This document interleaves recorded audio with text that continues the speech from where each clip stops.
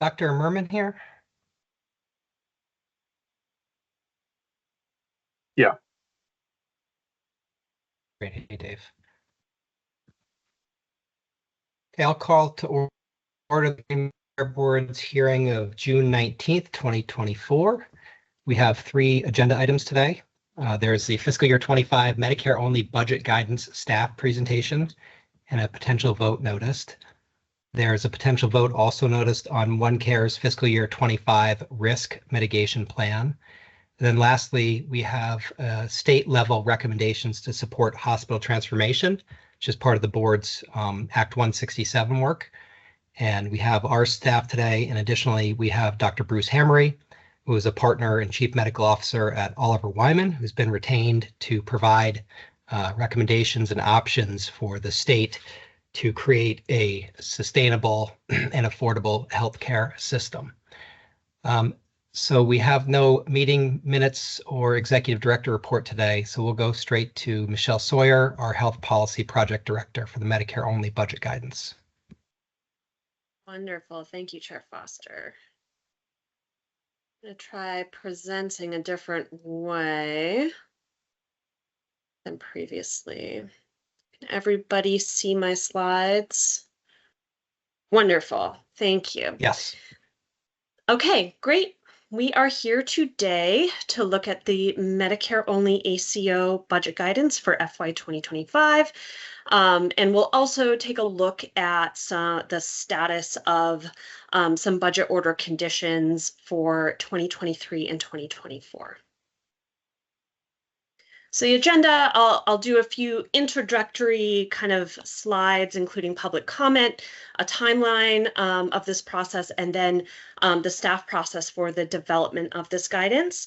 And then we'll dive into the guidance itself. We'll go section by section and talk about the changes. And then we'll go into Loar Health, their FY23 budget order condition status updates. And then for FY24, we'll look at both Loar Health and Vitalize Health 9, those budget order condition status updates. And then we'll summarize what we discussed, time for additional discussion, and then a potential vote. So first, public comment. We had a special public comment period open for a draft of this guidance through noon today, and at this point, no public comment has been received. Here's the timeline for the budget guidance and the kickoff of the budget process, really. So this guidance needs to be issued by July 1st. So we have a little bit of a buffer this time around, which is always welcome. The budget submissions are all due October 1st, and then the board will vote on all ACO budgets by December 31st. So this slide is to visualize the process of continuous improvement that the GMCB staff implement when developing guidance documents. So at the top left, we see a cloud. Administrative burden represents a variety of things.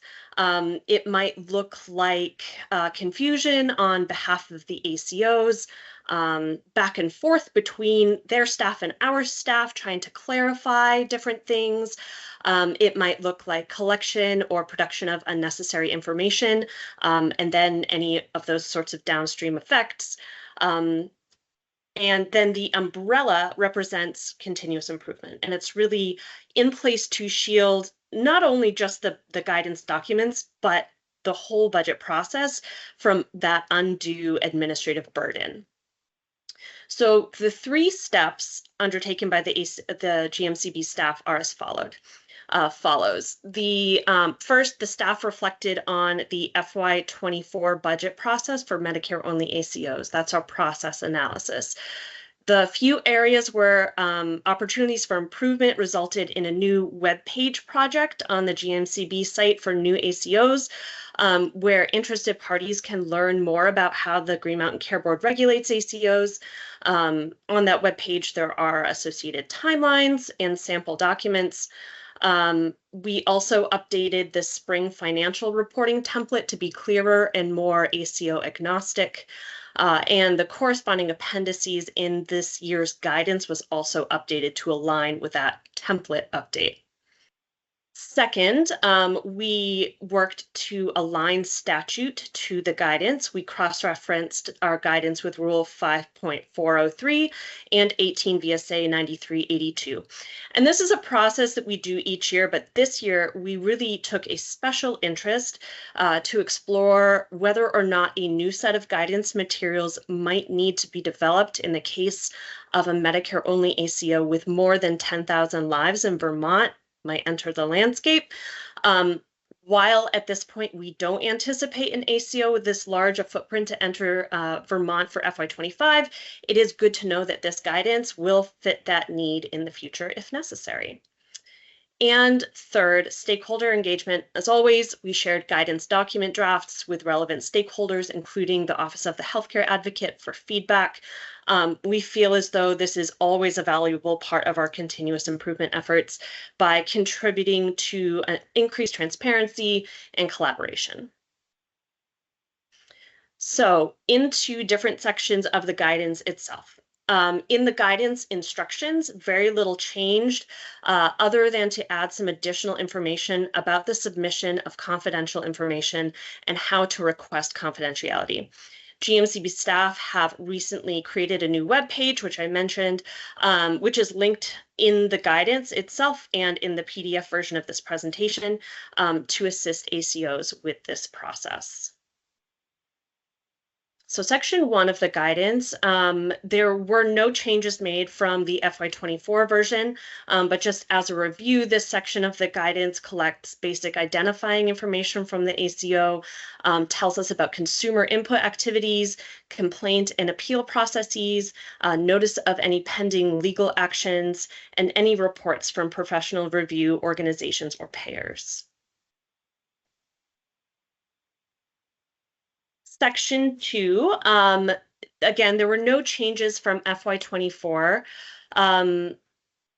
The summary, but this section does give us a summary of the ACO's provider network here in Vermont. It lets us know which other states the ACO is operating in. The percentage of the ACO's attributed lives in Vermont, that's always helpful context for, you know, how much the presence of the ACO in the Vermont might really weigh with the ACO's overall operations, if it's just a small percentage of their attributed lives versus, you know, a more significant chunk of their lives are here in Vermont. We ask about provider turnover within the ACO network, and then any plans for the ACO to expand their provider network specifically within our state. Section 3, we did remove the request for a description of their attribution methodology. We found this to be duplicative because the attribution methodology is pretty clearly outlined, whether they are a Medicare Shared Savings Program ACO or an ACO REACH. We do have access to that information. But this section does collect any sort of quality reports segmented for Vermont if it's available, depending on how long the ACO has been operational. So we request those reports here. We request copies of existing agreements with Medicare. Determination of the ACO's savings and losses, again, if the timeline allows for that sort of information to be available. And then the ACO proposed benchmark capitation payment, savings and losses, and any other financial program tied to the quality of care. So section 4, this collects the actual financial information from the ACO. We did add a question to this section. Does the ACO have any executive leadership compensation structure that is tied to reducing the amount paid for patient care? We also, as I mentioned earlier, the financial sheets were cleaned up to be more ACO agnostic.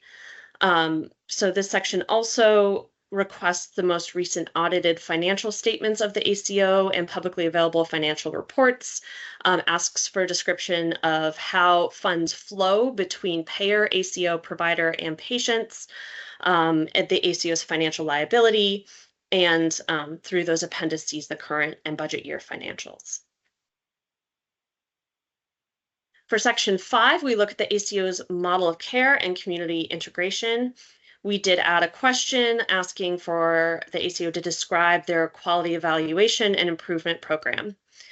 In this section, we learn about the ACO's model of care, their efforts to expand capacity in primary care practices, health equity, and their priorities around pushing that forward, performance measurement over time, referral programs, and if they benchmark themselves against, benchmark their performance against other ACOs. And then finally, section 6 is the APM agreement scale target sheets, which we have had all ACOs in Vermont fill out each year. We did not make any changes for FY24, and it's really, we use these to determine whether or not an ACO aligns with scale qualifying targets. So that wraps up the review of the guidance. I thought this would be a good time to just review with the board the status of some of the budget order conditions from years past, because some of these conditions won't be fulfilled until later this year because of just data delays and that sort of thing. So condition 1 for FY23, again, this is for Loar Health. We had asked them to submit their FY23 shared savings and losses segmented for Vermont. And we anticipate that these shared savings and losses figures will be submitted as part of their FY25 budget. And so condition number 2 was an updated financial summary, which they did submit back in 2023. So we're all set there. The next one we want to focus on is number 3. We had asked that their MSSP quality reporting segmented for Vermont, if possible, to be submitted as well. And again, due to timing, it's not available until later this year. So we do anticipate seeing that this fall. And then other 2 conditions have been resolved. They've been fully met. So for FY24, this covers both conditions for Loar Health and Vitalize Health 9, which is the other Medicare ACO operating in Vermont at this time. So again, the first one is for FY24 shared savings and losses segmented for Vermont. So we don't anticipate to see those until next year. Number 2 has been submitted as ordered in April by both ACOs. And again, number 3, we've asked for quality reporting for their applicable ACO programs. And those, again, will be submitted in 2025. Number 4 was a subset of quality metrics that we had requested that ACOs submit after 3 performance years in Vermont. So for Loar, after 2026, we should see that information, and that would be after 2027 for Vitalize. And then the other thing that we can expect this fall as far as reporting goes is number 5, a semi-annual update regarding operations in Vermont and consumer complaints. For Loar, they had 2 due this year, and the first has been submitted as required, and the second will be submitted at the same time their budget is submitted, and Vitalize will submit their first along with their FY25 budget as well. And then that blueprint for health orientation, both ACOs did undergo that orientation. So summary of all of this, the FY25 budget guidance, there were minor improvements. We just confirmed the kind of generalized applicability among all Medicare-only ACOs, regardless of size and different types. And then we reviewed the FY23 and 24 budget order conditions. Both ACOs are currently in compliance with all ordered conditions, and staff will continue to monitor any outstanding conditions at this time. I will turn it back to you, Chair Foster, for any discussion. Thank you. I have no comments other than appreciation for your work on this, Ms. Sawyer, and I'll open it up to the others.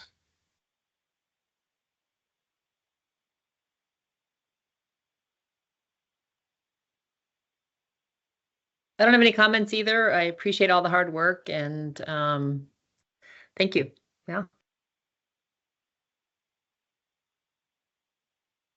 Same. Right. Tom and Dave are nodding as well, and so we'll move to the healthcare advocate for any questions or comments.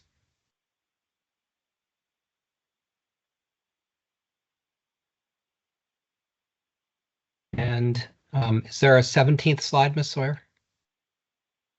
Just sample motion language. And Mr. So- Chair, this is Susan Barrett. I apologize. I got an email from the healthcare advocate and they are not able to be here today, and I forgot to tell you. So my apologies. Right, of course, Juneteenth, right? Okay, so I'll go ahead and read the motion and then take public comment, see if there's a second and take public comment.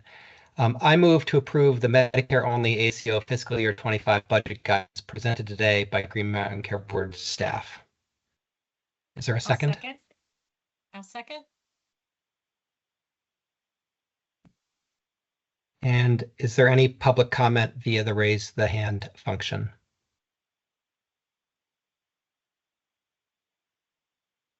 Seeing none, all those in favor of the motion, please say aye. Aye. Aye. Aye. Aye. And the motion's unanimously approved. Thank you very much, Ms. Sawyer.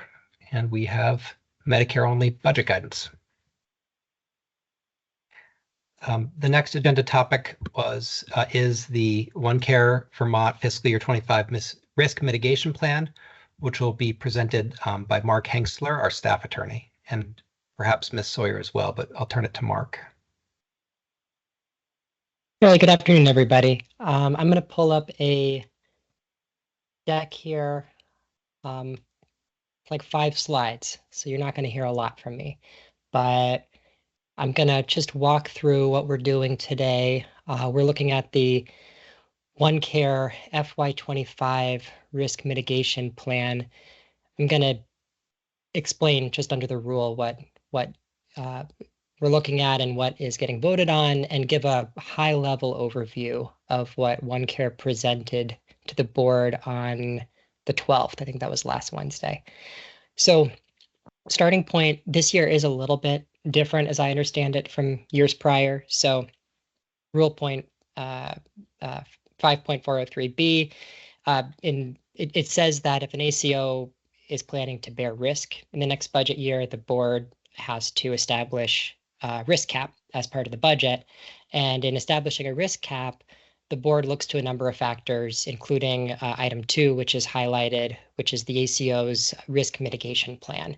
The risk mitigation plan describes how the ACO would cover losses it would incur under the risk cap, whatever that risk cap ends up getting set as.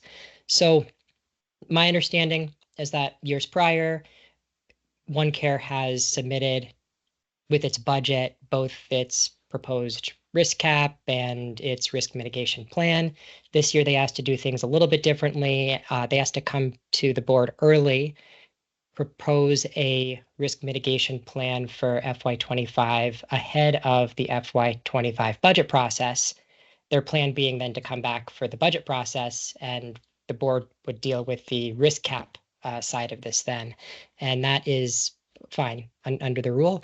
It is a little bit different, but procedurally, just to explain, all this means is that if the board chooses to vote on the risk mitigation plan now, OneCare gets that decision now.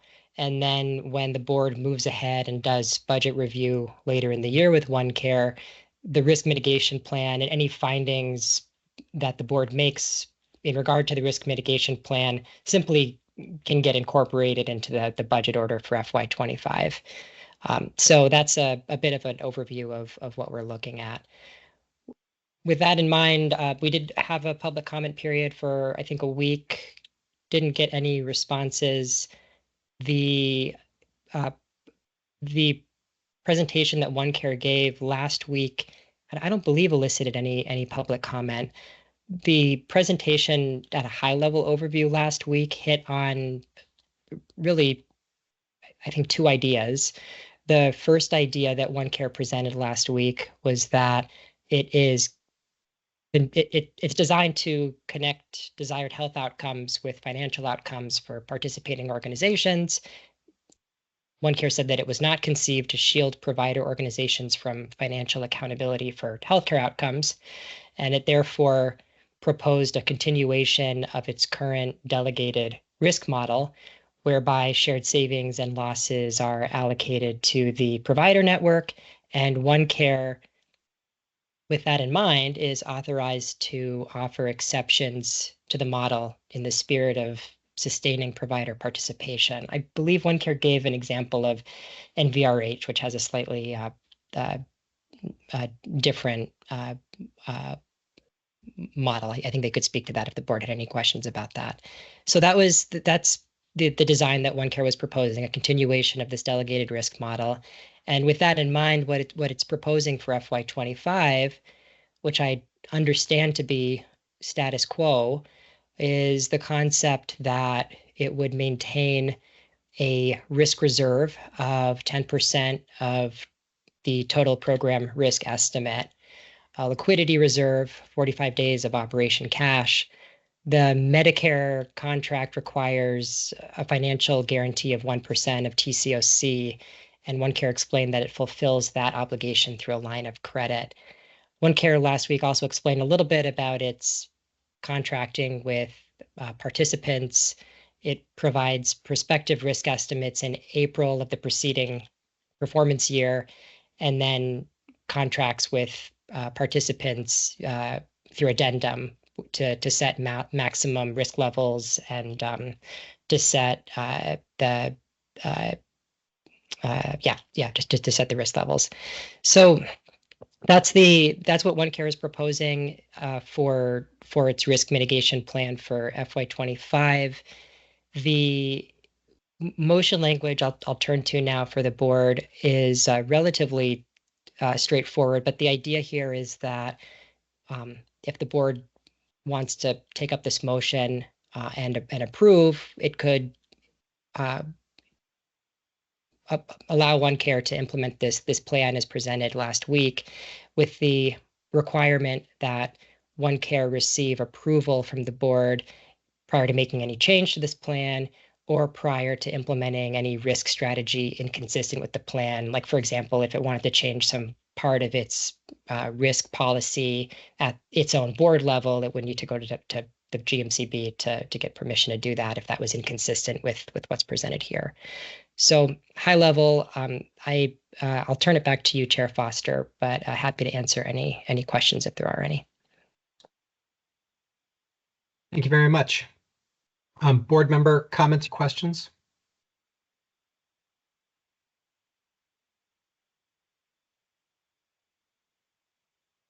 Okay, I will make the motion and see if there's a second. I support the motion. I watched the video and read the plan, and I'm prepared to move that OneCare shall implement the risk mitigation plan as presented on June 12th, 2024.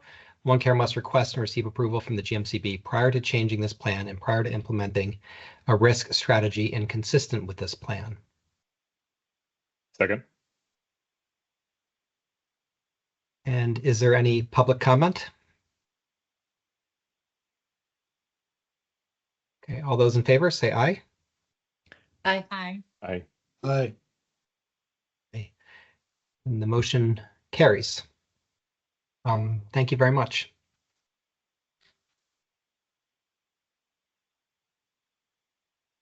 The last agenda item today is part of our Act 167 work, which, as people will recall, came about in summer of 22, where there's a couple different components. One component being retention and work with an expert on health systems transformation. And it involved a pretty deep level analysis of both data and meetings and interviews with communities to understand how we can revitalize and sustain our healthcare systems here in Vermont.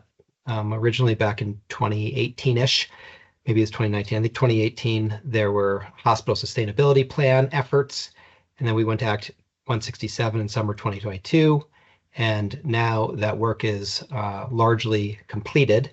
And at this juncture, Dr. Hamre will be able to present some of his statewide findings. So there's a component of statewide options and recommendations for things that the state can change to make our health system work more effectively. And then there will also be hospital-specific recommendations for how particular hospitals can change to ensure sustainability and to revitalize access to care that's needed in the various local communities. So I'll turn it over to Ms. Barabee and Ms. Melamed to take it away. Good afternoon, Chair Foster. First, because we're a little ahead on the agenda, I just want to check that Dr. Hamre is online. I see him, but that he's ready to go. I am. Thank you. Are you online, Bruce? Okay, great. And Then Marissa, I will this begin. is Susan. Again, sorry to interrupt, but I'm trying to get our AHS colleagues gathered because they wanted to, we'd invited them to come and participate. And I know I do see some folks from AHS, but I'm trying to get them here. I think they were planning on attending at 2. So I don't know, Chair Foster, if we just proceed. I know we're going to have some intros and then Dr. Hamre will go with his recommendations. So hopefully they can get the message and pop on. We're more efficient than we could have predicted. Why don't we? I don't want to have them miss, so I apologize. Right. I don't want to take a break either, but I think it's important that they be here. So why don't we take a 20-minute break till 1:50, and that way Dr. Hamre and the team can take 10 minutes to introduce the topic. And at worst, they miss the short intro, but maybe we can get it coordinated by then. So we will take a break until 1:50 p.m. and I apologize for the break. Good, Marissa? Okay, great. We'll see you all at 1:50.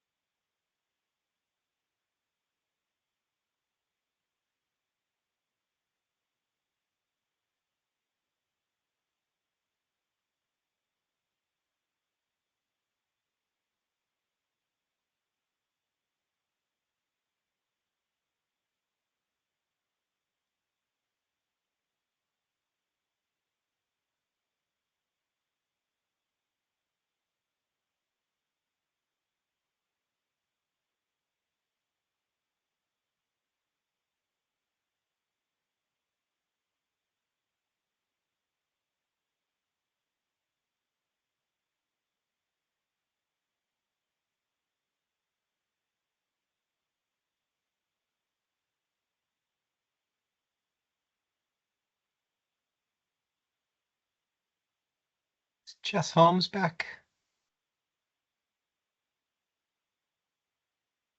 Yes, sorry, I didn't have my camera on, but I'm here. That's great.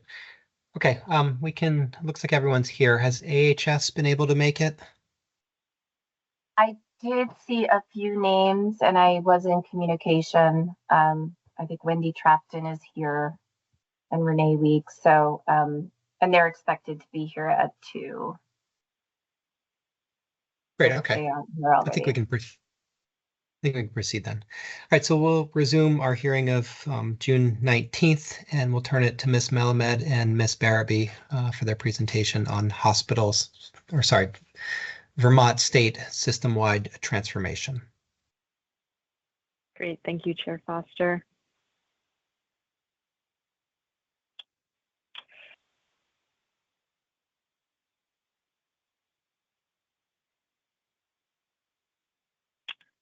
Okay, are you able to see the slides? Not yet. Okay, hang on just a second.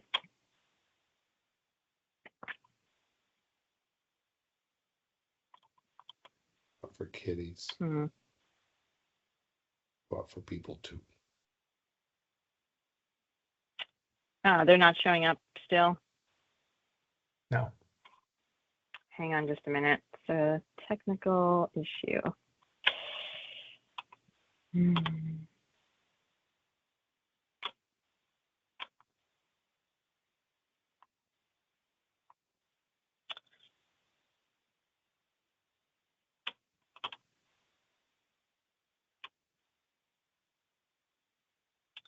Apologies, I have to pull them back up again.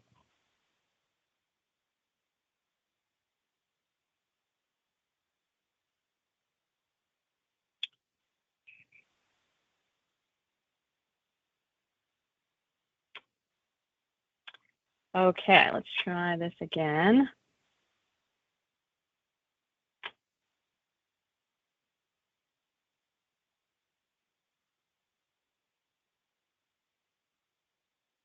Still not working? No. All right, I can try one other way, or Kristen, if you have them, not sure what's going on with my Teams. I'm ready if you want me to present them for you. Okay, yeah, the issue is they're showing up on my screen, so I have to try to get that to go away. Something is stuck.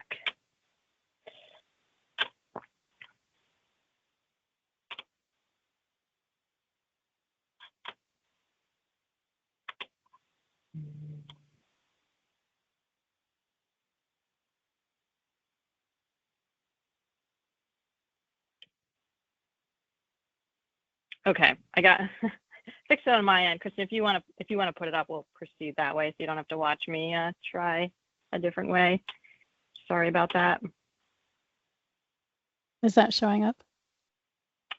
It is for Yes. me, yes. Okay. Okay, thank you.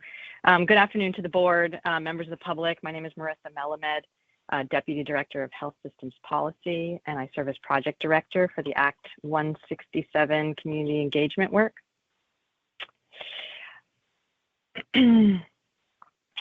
I'm pleased to be joined today by my colleague Elena Barabee and Dr. Bruce Hamery of the Oliver Wyman Health and Life Sciences practice.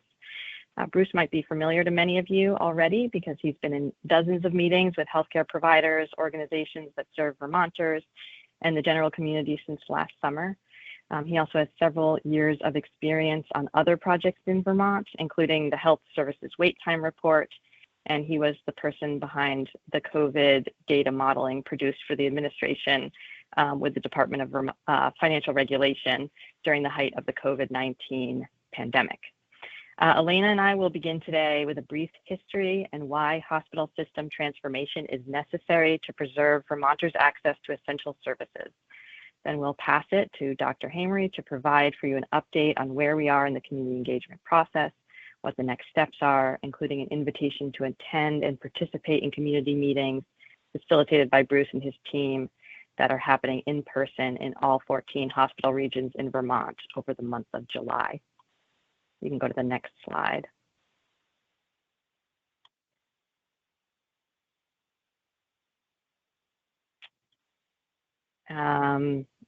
Okay, sorry if there's a delay here, but it looks like we've moved. Okay, so Elena and I will review what is Act 167, Hospital System Transformation for Community Engagement. Why is hospital system transformation necessary to ensure Vermonters' access to essential healthcare services? And why was this work initiated in the first place? Then how will we move forward, and what are the next steps? So next slide, and then you can actually skip to the slide with the boxes. So people have probably seen this slide before, but just to orient everyone, the legislation, Act 167 of 2022, Sections 1 and 2 has several different parts that the Green Mountain Care Board is working on in collaboration with the Agency of Human Services, or that are led by the Agency of Human Services. They include the subsequent all-payer model agreement, hospital global budget development, and development of value-based payment models, as well as the Green Mountain Care Board's hospital budget review process evolution. And that fourth bucket there, the community engagement to support hospital transformation, is the focus of our work today and our work with Oliver Wyman and Bruce. So you can go to the next slide.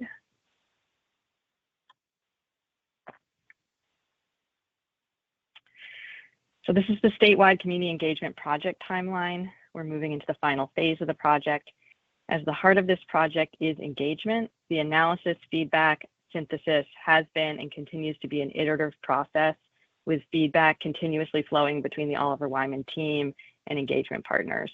Ongoing conversations with hospital, community providers, and organizations and advocates are helping to inform options and recommendations for transformation. Bruce will speak to this further, but there is no one-size-fits-all solution. Options and recommendations are not static and are dependent on current initiatives, community needs, demography, geography, etc.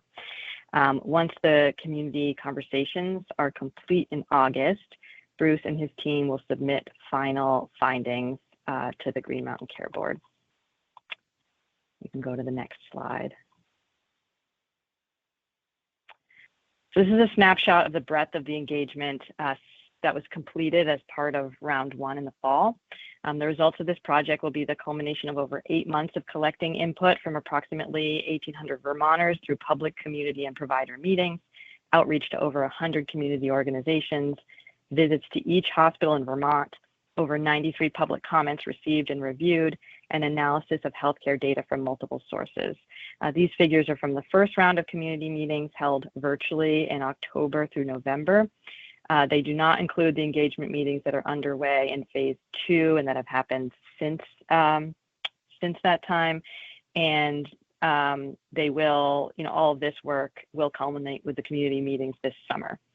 Our outreach team at Green Mountain Care Board has started to deploy an extensive outreach plan, and many of you logged into this meeting today probably should already have received an email with materials to help promote the second round of meetings, including a social media kit, frequently asked questions, and a poster. Please reach out to me if you have any questions about meeting promotion or these materials.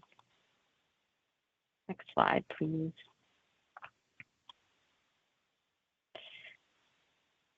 So in that first round, community members and providers reported challenges and bright spots within these key themes during the first round of meetings: access to essential health services, cost of healthcare in Vermont, diverse populations, and health equity. Dr. Hamery reviewed these themes in a previous presentation to the board on January 17th, which is linked on the slide for reference. And the next slide, please. So you can go to the next slide. Why is hospital system transformation necessary?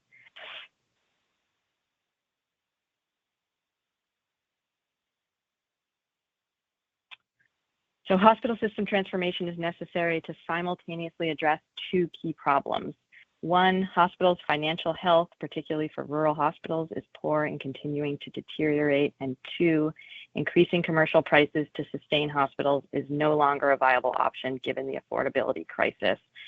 I'm going to pass the presentation over to Elena, who's going to take you through some of the data to illustrate these issues.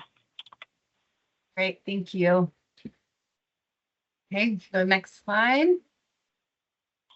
So as we all know, this is a slide that should be familiar to you. I think we bring it up every couple months over the last several years, but the numbers keep growing. So rural hospitals have been struggling across the U.S. There have been 192 closures since 2005, 149 of those since 2010. So it's only been ramping up in more recent years. You know, there was some relief during COVID funding that helped sustain many hospitals, but I think we're right back kind of on the same trajectory that we were headed in the first place. So you go to the next slide. And this is, again, not a new conversation.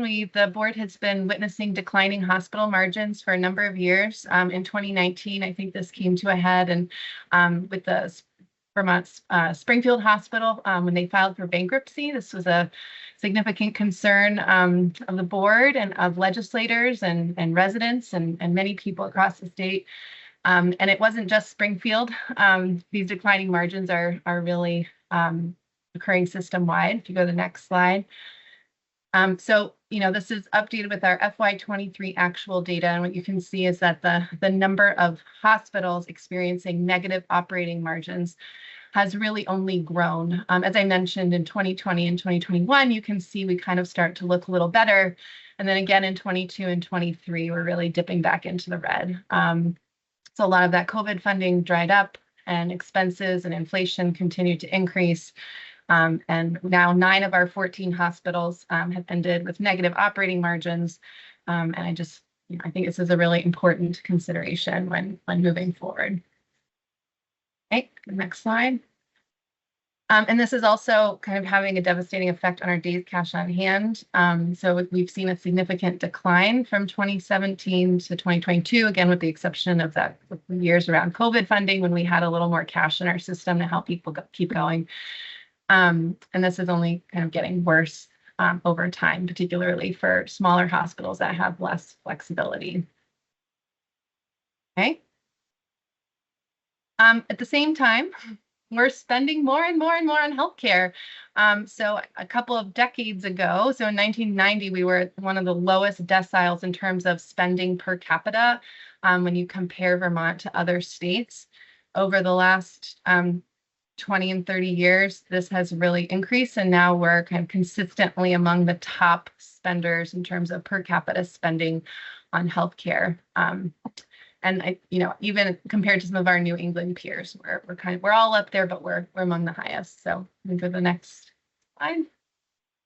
And the majority of this spending flows through our hospital system. So in Vermont, we actually spend almost 50% of hospital spending for hospital care. This is pretty significant. So this is, of course, continues to be a focus when we're thinking about affordability and how we're spending our healthcare dollars in Vermont. That's why hospitals tend to be the center of attention there. You can go to the next slide, please. And as I mentioned, this high level of spending has really had a profound impact on affordability of healthcare in our state. This is looking at annual premium for a family of 4.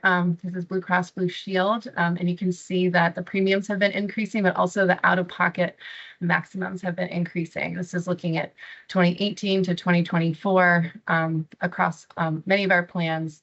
And this is really concerning. And this isn't just in kind of one area. If we go to our next slide.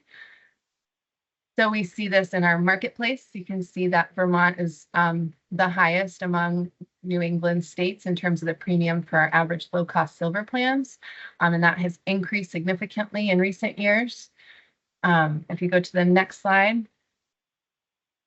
So this is just showing kind of the same market. This is really, 80% increase, cumulative increase from 2019 to 2024 for MVP and 64.6% in the individual market for Blue Cross Blue Shield.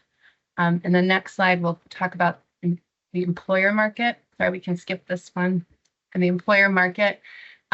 This is also kind of this growth, this high level of affordability concerns and kind of the growth over time, particularly in more recent years, is a real concern. And you can see, so the top line here is the total annual premium. The second series of lines is the employer contribution, and the bottom line is the employee contribution. So what you can see is that, you know, the employee contribution has been generally flatter, but you can kind of see Vermont is now eclipsing in terms of the employer contributions. So our employers are contributing more than kind of their the US average. But, you know, I think there's probably only so long this can continue before it kind of transfers to our employees as well. And many employers are having to choose between kind of being able to offer health plans at all, or kind of downgrade the value of their health plan. So these are real decisions that are affecting the care and the coverage that Vermonters are getting. Let's get the next slide. And so as we mentioned, you know, hospitals, kind of circling back, you know, hospital financial health is a concern. Hospital spending is large, and you know, thinking about kind of controlling hospital spending or kind of improving hospital financial health, there's really only so many levers that you can kind of pursue. So you can increase commercial prices, which we know some of our prices are among the highest. So it's not really a great option, particularly when this gets transferred to our commercial market. As we just saw, there's really not much room to keep growing in our commercial market without making it even more unaffordable than it already is. Reduce operating costs. Hospitals have been asked to kind of reduce their operating costs and think about efficiencies. And so kind of there are limited returns at some point to cutting operations on an individual level. Increasing volume of services. There are certainly some areas that we lack access. Some of that would require further investment to increase access, and some of it is about what kind of access and what kinds of services do you want. So not all the services that we lack access for are the same services that that pay or that are profitable and that would actually help fix this situation. And then or hospitals can request financial relief from the state or perhaps donors if they're lucky enough to have donors that can help pay those bills. So there are, you know, either you can have one-time money that can, you know, kind of keep you afloat, or you can look for increased Medicaid payments on an ongoing basis, but these can have certainly implications for the state's budget and taxpayers. So money's got to come from somewhere. All right, next slide. So I think the reason why we kind of started this work in the first place and the legislature asked us to look into this is because they recognize the limited capacity of hospitals to solve this on their own. You know, it really requires kind of a system-wide approach and kind of looking across not just hospitals, but the other parts of our care system that maybe could be bolstered to relieve pressure from hospitals, and why we see so much hospital spending, but also to think about, you know, how do we make sure that the hospital system we have is a strong one and is there, you know, delivering essential services that should be delivered in the hospital setting. Okay, so we can go to the next slide. This is a brief review of kind of where we came from. So in 2019, as I mentioned, I think there was a lot of concern around kind of rural hospital trends and the Springfield's bankruptcy and margins.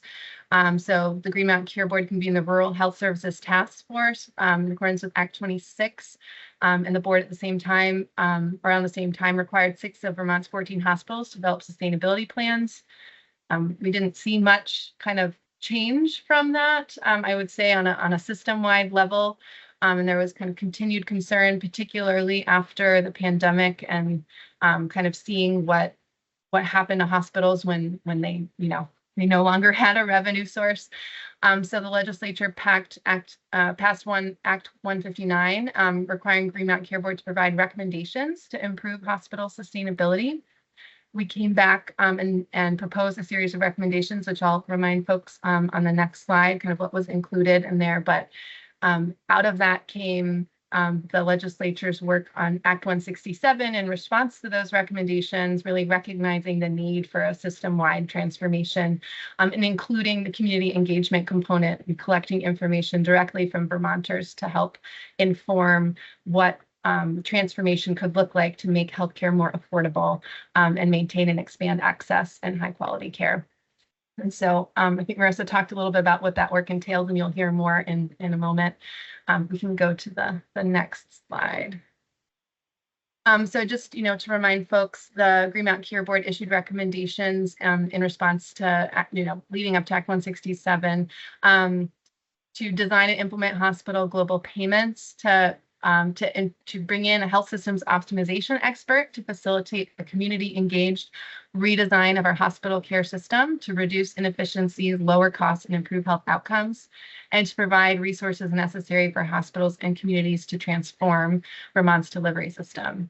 In addition, the Green Mountain Care Board recognized that primary care, mental health, and kind of Medicaid payments were essential, that we really needed to, it's not just about hospital sustainability, as I mentioned before, it's about making sure we can also take the pressure off of hospitals to serve patients that could be better served in their community or in other lower cost, higher quality settings. So I'll pass it back to Marissa. Great, thanks, Elena. I'm going to wrap things up for us and then turn it over to Bruce. Just finally, how will we move forward? What are the next steps? You can go to the next slide.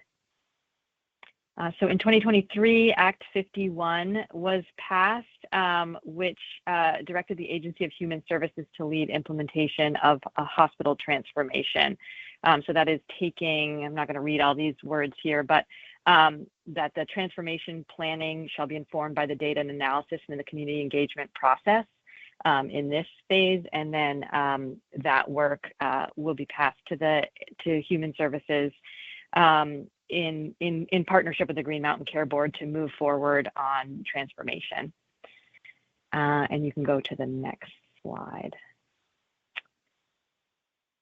So upcoming dates. So where we are now, June 19th is the overview by Bruce on the state level recommendations.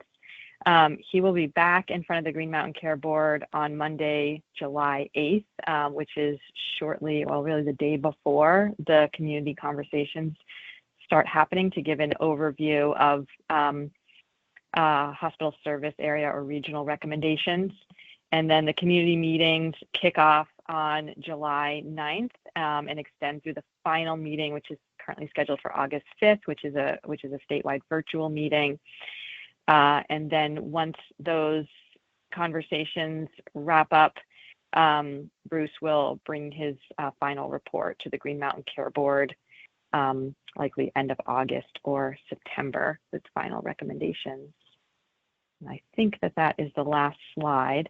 So with that, I'm going to turn it over to Dr. Bruce Hamery, who is a clinician, leader, and facilitator with over 50 years of experience in the healthcare field, leading major transformation. And I'm going to give a try at sharing the slides. And if it doesn't work the first time, I'll ask Kristen for help again. But my Teams is giving me a little bit of trouble today.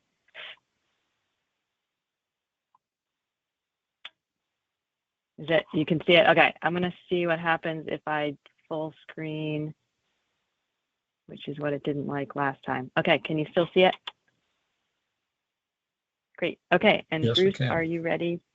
I am. Thank you.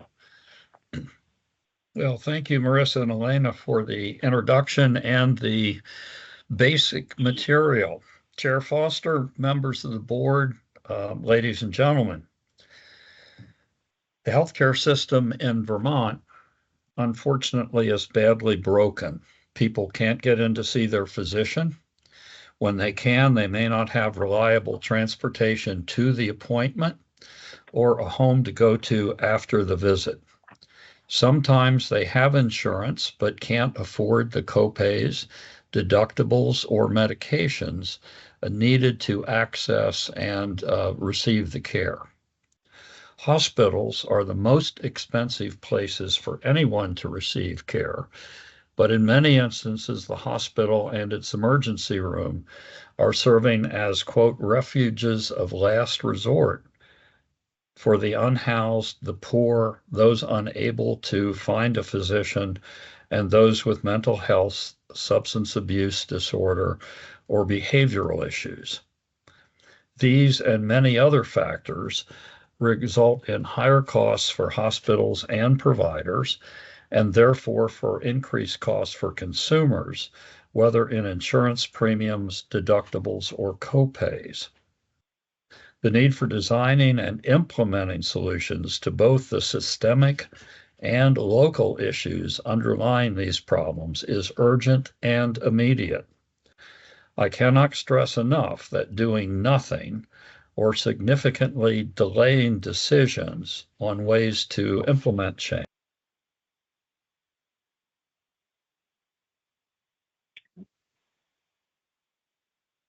Somehow you hit the mute, Bruce. Today, my team and I will report on our recommendations to the state of Vermont and its many agencies, departments, and commissions. These reports, as noted before, follow 10 months of gathering and analyzing data and reviewing previous reports from other consultants and several state commissions. We have talked with multiple state agencies and providers. Most importantly, we have heard the lived experience of Vermonters, including those with special needs and those suffering from health inequity. We have a small but experienced team. My colleague, Mrs. Elizabeth Sutherland, has led our exploration of health inequity and potential solutions. She has previously done work in Pennsylvania. Mr. Dan Shell, oh, sorry, next slide. Marissa, can we go to the next? Okay. Mr. Dan Schellenbarger is a partner in our health and life sciences practice and has many years of experience in reshaping the way healthcare is delivered. He serves as a set of external eyes and in addition to serving as an advisor. We are well supported by Ms. Irene Way, our engagement manager, and Ms. Danielle Etzel, a senior consultant in our firm. Next slide. You've seen the objectives of Act 167. We have been guided in our efforts by a very engaged and helpful oversight group of both Green Mountain Care Board and Agency of Human Services staff and leaders. Next slide. You've seen this timeline or a version of it. I would call your attention to the third bullet from the left, March to July of 2024.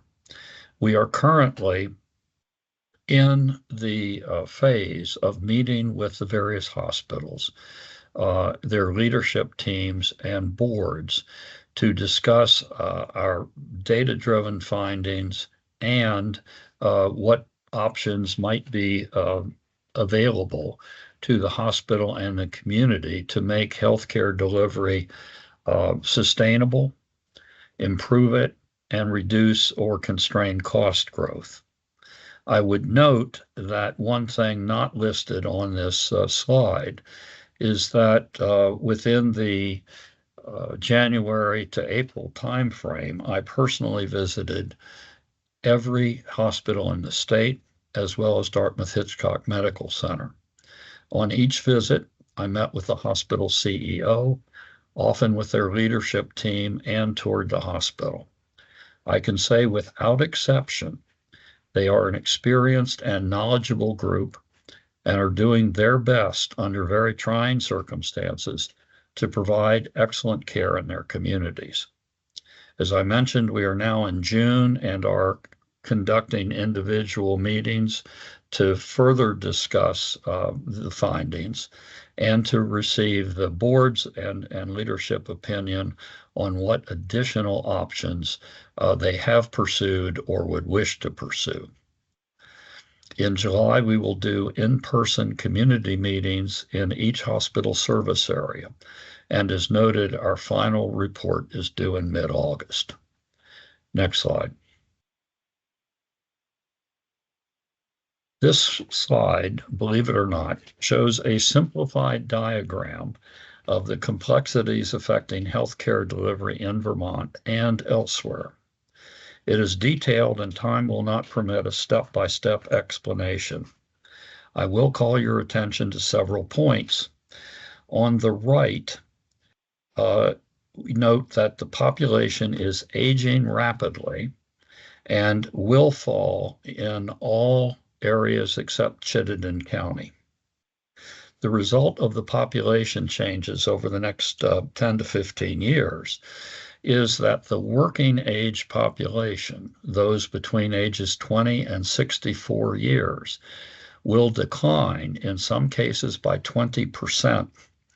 This decrease means that the number of people working and able to afford commercial insurance will drop, and therefore the ability of hospitals to survive on ever increasing payments from commercial insurance will end. At the same time, the numbers of the elderly and advanced elderly will increase significantly, and they will require more and different services than are now provided. On the extreme left, you see a few of the state drivers of some of the complexity: regulation, licensure requirements for providers, and lack of adequate housing at many levels for both Vermonters and the people who are needed to provide care and take other jobs in Vermont.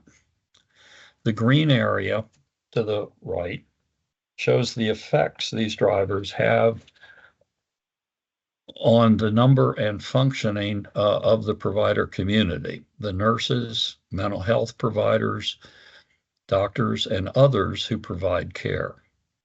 The blue area in the middle shows the impact on the hospitals and the patients they care for. There are then feedback loops into the resulting issues patients and their families experience. Note that one of these results is that Vermonters are often forced to seek services out of the state. This necessity resulted in almost $500 million of Medicare and commercial care leaving the state in a recent year. Next slide.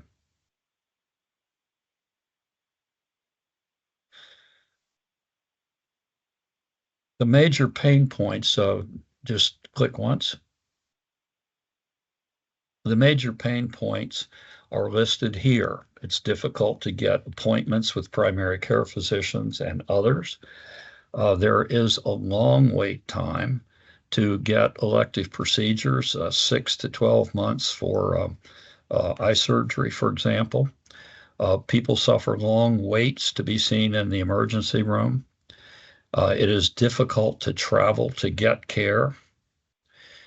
There are long waits for ambulance transport between hospitals so that people can get to the next appropriate level of care. And there are significant impacts on diverse populations and on being able to deliver equitable health and equitable health care to a number of communities. And in Vermont, that largest area is the rural, poor population, which is most often poorly served. Next slide.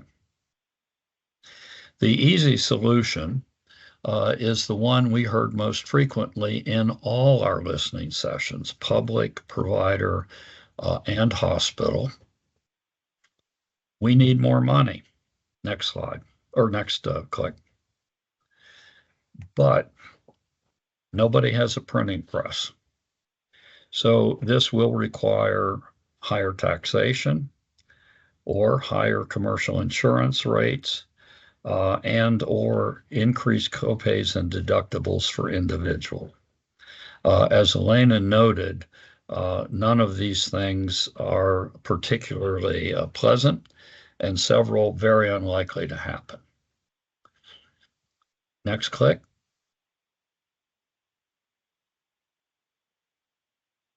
Let's click once more, Marissa, please.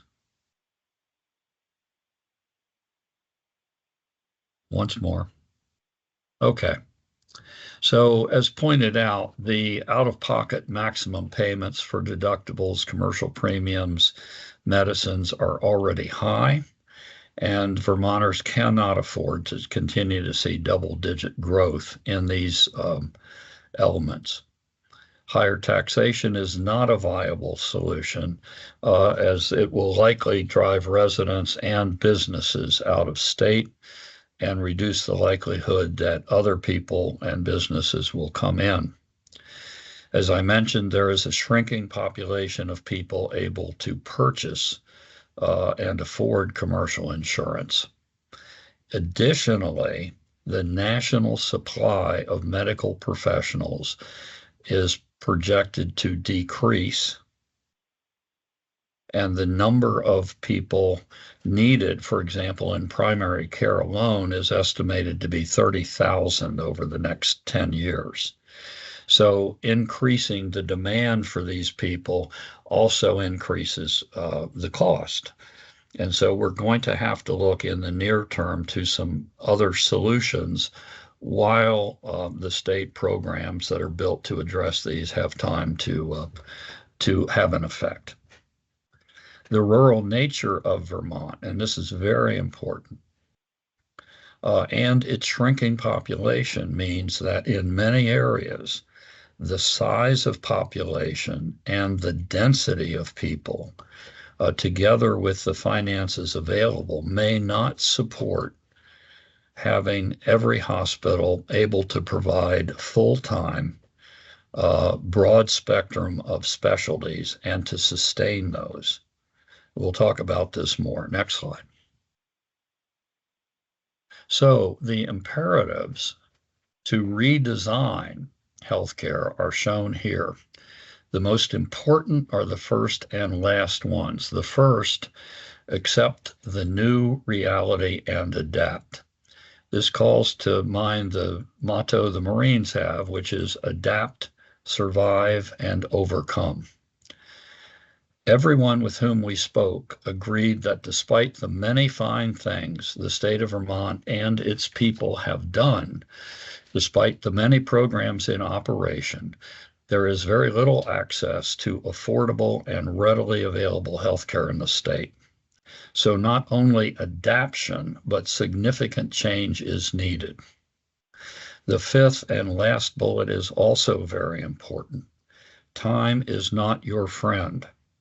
As was pointed out, many hospitals are already on the edge of financial unsustainability, and they cannot be supported by the current mechanisms much longer.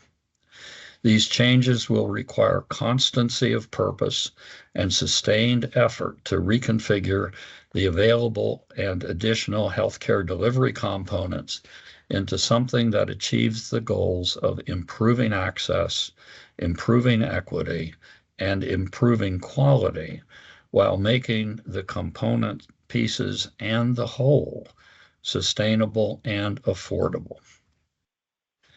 Next slide, please.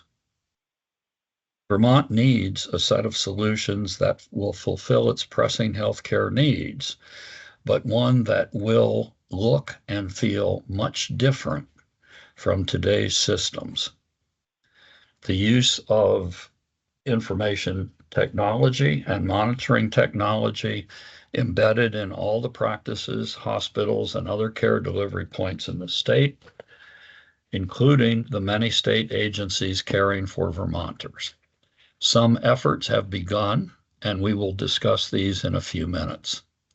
There will be the development and widespread use of alternative sites of care and mobile clinics to make care accessible to those who are homebound, lack transportation, who cannot afford to take time out of work to get needed services within normal business hours.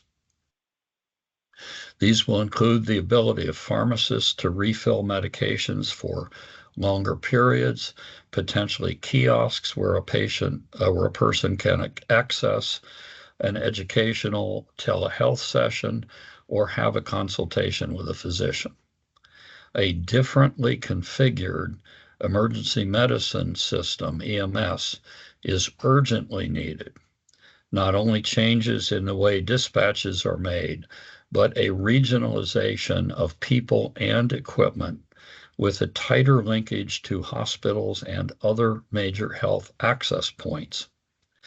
The current EMS efforts, although consistent with the long tradition of Vermont independence and volunteerism, is outdated, and despite the heroic efforts of the volunteer women and men, is not meeting the needs of many communities or providers. First and foremost is the need for a full-time professional workforce who have consistent funding, are paid a living wage, and have a career path for advancement. Too often, these companies rely on grants, limited tax dollars, and doing Sunday barbecues to support themselves and their equipment. They are only paid for their services when they transport a patient for medical necessity, and so trips to evaluate patients in their homes or take patients from a hospital to a nursing home are not paid for. Searching for my UCLA stuff because I'm sorry, would you go on mute? The result is that hospitals and patients cannot get timely emergent transfers from an emergency room to a larger hospital with appropriate resources. Hospitals also find it difficult to arrange transport to discharge patients back to community hospitals, to a nursing home, or to mental health facilities. Means of transport for patients not requiring a mobile ICU must also be made available. There must be the development of regional referral centers for those services that can be provided in the communities, rather than requiring everyone to go to UVM or Dartmouth for things like cardiology, neurology, dermatology, ENT, and other frequently needed services and care. To make this happen will require planning and cooperation between all the communities and their hospitals, aided by and in cooperation with state planners and resources. These changes would permit the communities to accumulate enough, each community to accumulate enough patients in its service area with like diseases to support several practitioners in that specialty, and therefore make recruiting possible and sustainable. As a number of people have noted, it is impossible virtually to recruit a single specialist. Typically, one needs to recruit 3 or 4, and that means that in order to be financially viable, you need to have enough people who require those services. So those physicians can be split among hospitals or could work in one location and have people migrate to that place. As a final step, with many of these changes in place, the hoped-for goal of population-based payments could be achieved by linking those payments to every part of the redesigned system: practitioners, FQHCs, hospitals, nursing facilities, home health agencies, and others. These payments would be based on many metrics for access, quality of care, equity, and outcomes. Our state level, next slide, please. Our state level recommendations are summarized at a high level on this slide.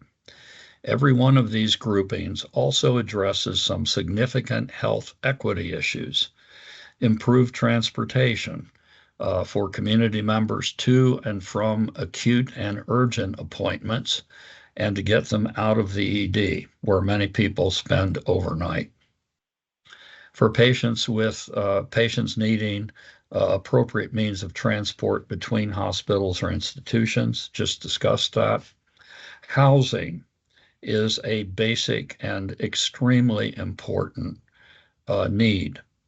And it's needed both for people who are unhoused or who are underhoused. That is, they're sleeping on the sofa of a friend or a family member. They're needed for special groups, assisted living, people with special needs, and so forth. And very importantly, it is a basic need for recruiting people to Vermont to provide health care. It is part of the next issue, which is enlarging the workforce and improving the way that health workers can deliver care. There is also administrative simplification needed and potentially aligning some of the AHS agency boundaries and work with some of the hospital boundaries. The AHS is engaged currently in a process to make interaction between their agencies more effective and to redesign the way that their clients are cared for. Last, there needs to be much improved access to the appropriate level of care in the community. This will mean reconfiguring provider resources to better meet the community needs and achieve financial stability. And we'll discuss these further in the next couple slides. Next slide, please. Viewed from another perspective, the goal of affordable and equitable access to care is at the top. The underpinning for the changes needed is consistent funding, which will require some prioritization of effort and reallocation of current monies, as well as some seed money to begin the implementation phase. The pillars shown are a way to illustrate the major areas needing significant change to support the many other initiatives which will be required. In a minute, we'll show a timeline for some of these, and afterward, we'll note the many activities currently underway within the Agency of Human Services and other state agencies, which are intended to address many of the identified needs. Workforce needs are first addressed by providing appropriate temporary and permanent housing for people new to Vermont. Note the yellow arrow or yellow star in the lower left. Many stories from providers and hospitals relate that a nurse, technician, physician, or other person has been recruited, hired, and has come to work in Vermont, only to leave after 3 months of living in a hotel and being unable to identify or afford permanent accommodation. These same issues fall heavily on the unhoused, the poor, and those with special needs. At the next level in this are needed changes in licensure regulations to permit non-Vermonters and immigrants to Vermont to work in the health professions without extensive and expensive repetition of their training. And we'll go back into that in a minute. The improved productivity, in quotes, of all providers will be made possible only by changing their workflows and the documentation needed, supported by better and more tailored electronic medical records, and by a sufficient and well-trained support staff who are able to take routine tasks away from the doctor and permit her to spend time with the patient and to make treatment decisions. Simplification and elimination of administrative tasks also provide more time for clinicians to do clinical things. These come together to allow the physician to see more patients in a day and for patients to achieve visit times of 15 to 20 minutes for established patients. Transportation needs we have discussed, except for the important needs of the people, citizens, to be able to get to and from. He had a hearing aid appointment. Oh, I'm sorry, mute, please.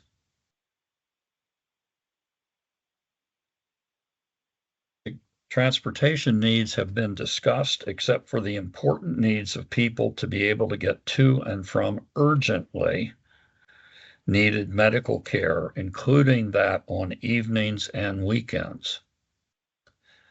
Both provider infrastructure and payment changes require cooperative planning and coordination of activities between state agencies, communities, all providers, as well as hospital boards and leadership.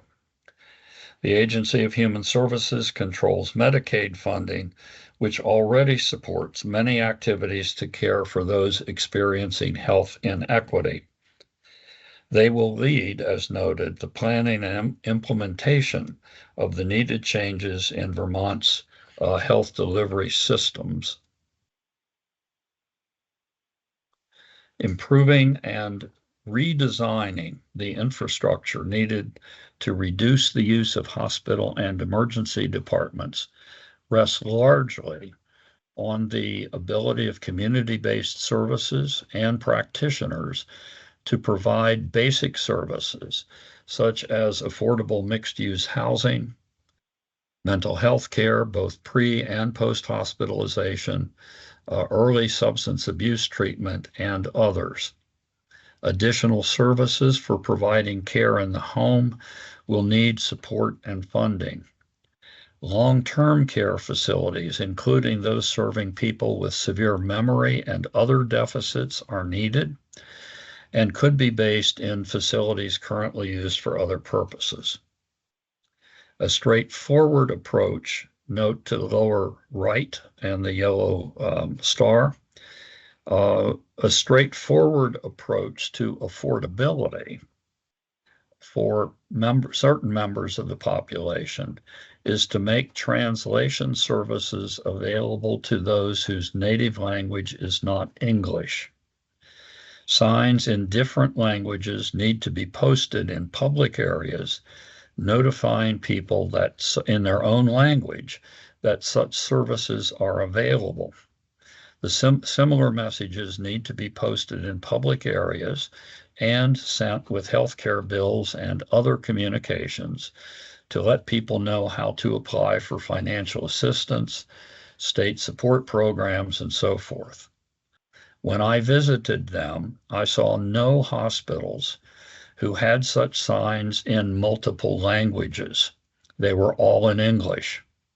Phone trees needed to make appointments have similar issues. They're in English. Fortunately, almost all the hospitals do have on their website the availability of translation services, but these need to be more widely available. Next slide. Shown here is a timeline for accomplishing the most necessary tasks. There are some dependencies here. These timelines can and should be speeded up. As noted, hospitals are in current financial difficulty, and our financial projections for virtually all hospitals indicate that there will be significant deteriorations in their financial status within the next 3 years or so. Again, delays in decision-making and implementing change are in fact a decision to do little or nothing. We will discuss in a few minutes the many current efforts underway to meet some of the challenges I've mentioned. At the top of this timeline are some needed legislative actions to address some of the environmental regulations and their review processes that are slowing the ability of communities to build needed housing and that of hospitals for adding new capabilities to their communities. Action is also needed to enable consistent funding of the EMS changes we have discussed. Actions could be followed quickly by using currently available industries in Vermont that make modern modular homes, apartments, and other housing. Similar techniques have also been used elsewhere for erecting efficiently erecting hospitals and healthcare facilities. Increased funding to expand capacity for outpatient and inpatient mental health, long-term care, and telehealth services is also needed and may require federal waivers to obtain. Enhancing and enlarging the workforce is a closely related and necessary component to increase the capacity of all these programs. This will involve re-examining and speeding up the process of granting licenses for trained professionals wanting to come to Vermont to practice their profession, and extending the scope of practice so that new professionals can supplement available primary care and preventive workforce. These measures may include allowing pharmacists to provide multiple refills for 90 days of chronic non-scheduled medications for people who have been taking those medications for many years, and to pay pharmacists for administering vaccines. Pharmacists currently have the authority to refill an expired prescription for 5 days, pending a subsequent visit to a physician, noting that those visits may take 3, 6, or 12 months to obtain. One could envision the capability to obtain for pharmacists and others to obtain needed blood testing to monitor the impacts of certain medications on kidney or liver function.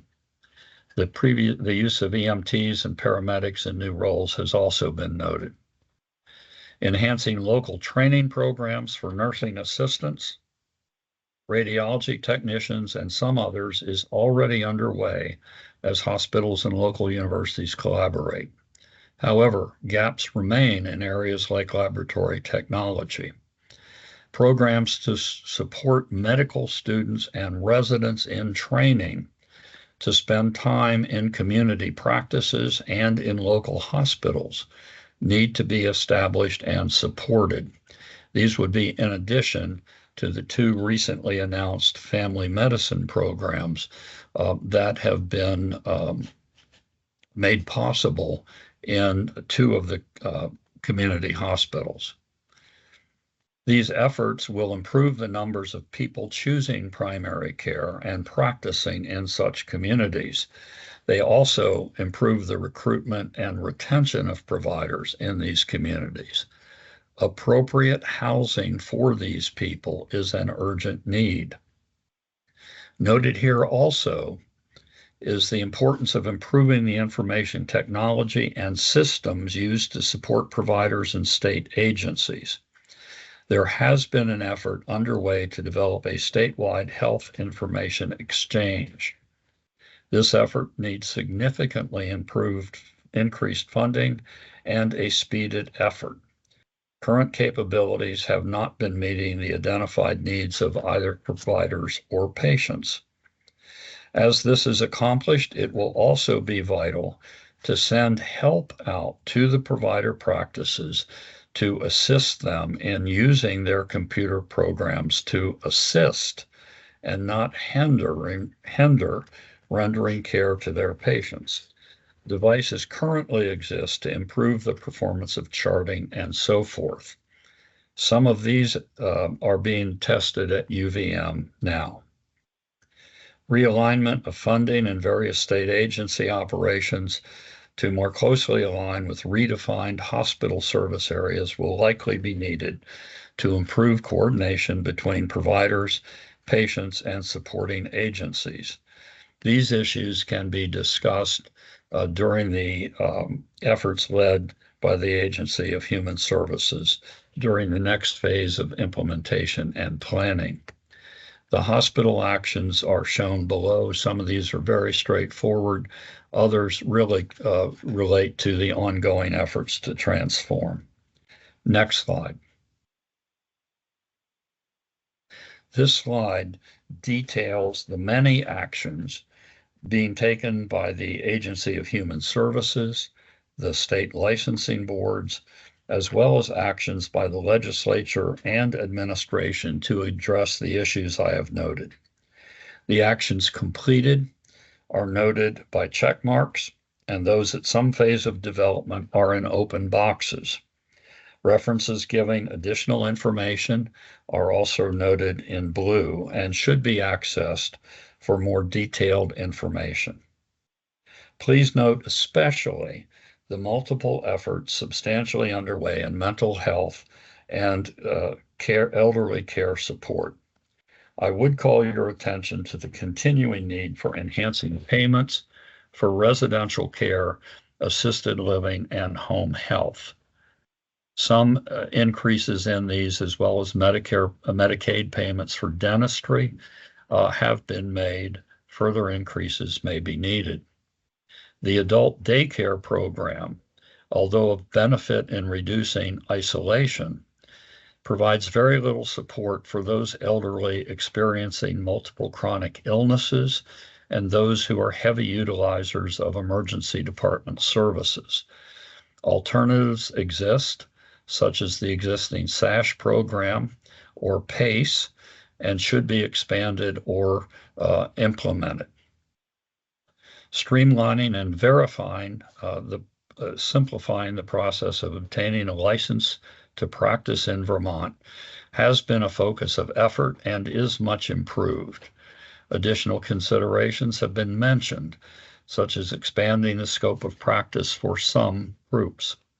Another suggestion is to follow the example of Tennessee and Florida and to pass legislation permitting suitably trained and physicians in practice in their specialty in other countries to come to practice in Vermont without the need to repeat all their specialized training in the U.S.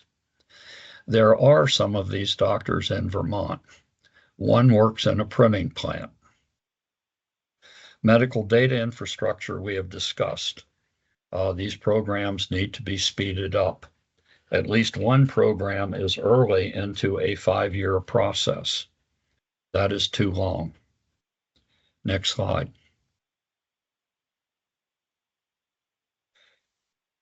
The needs for structural reform of the Vermont healthcare system and systems cannot be overemphasized. Vermont has implemented many excellent programs, including efforts to constrain costs.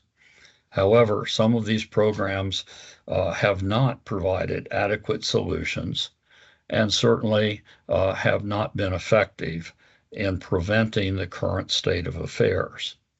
Much of this lack of success is due to inconsistent and insufficient funding, resulting in successful pilot programs not being sustainable or widely implemented, or due to problems recruiting the professionals needed to run them. And we've noted what some of those related issues are. This reform must include changing the way some healthcare services are delivered, both locally and regionally. Difficult choices among options and priorities will need to be made and pursued consistently with the involvement and support of each town and community. Expedited action is needed. There is an urgency to complete these structural changes within the next 3 to 5 years. Hospital systems and the state will see deep financial deficits if no structural reform is achievable within that period. Next slide. This reiterates the next steps. We will complete our hospital-specific meetings next week, present our findings and provider system recommendations to the board on July 8th, and that will be followed immediately by in-person community meetings in each of the hospital service areas, plus some additional statewide meetings by Zoom. The dates and times of these meetings are posted on the Green Mountain Care Board website. Our final report is due in mid-August. Mr. Chairman and committee, thank you for your time and attention. I'm happy to entertain questions. Dr. Hammer and team, thank you very much for the very in-depth presentation and overview of the statewide changes needed to address the incredibly difficult challenges we have in our healthcare system.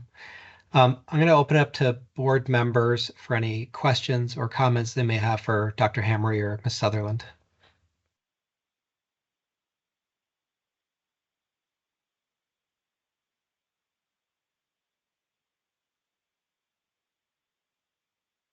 Nobody wants to go first.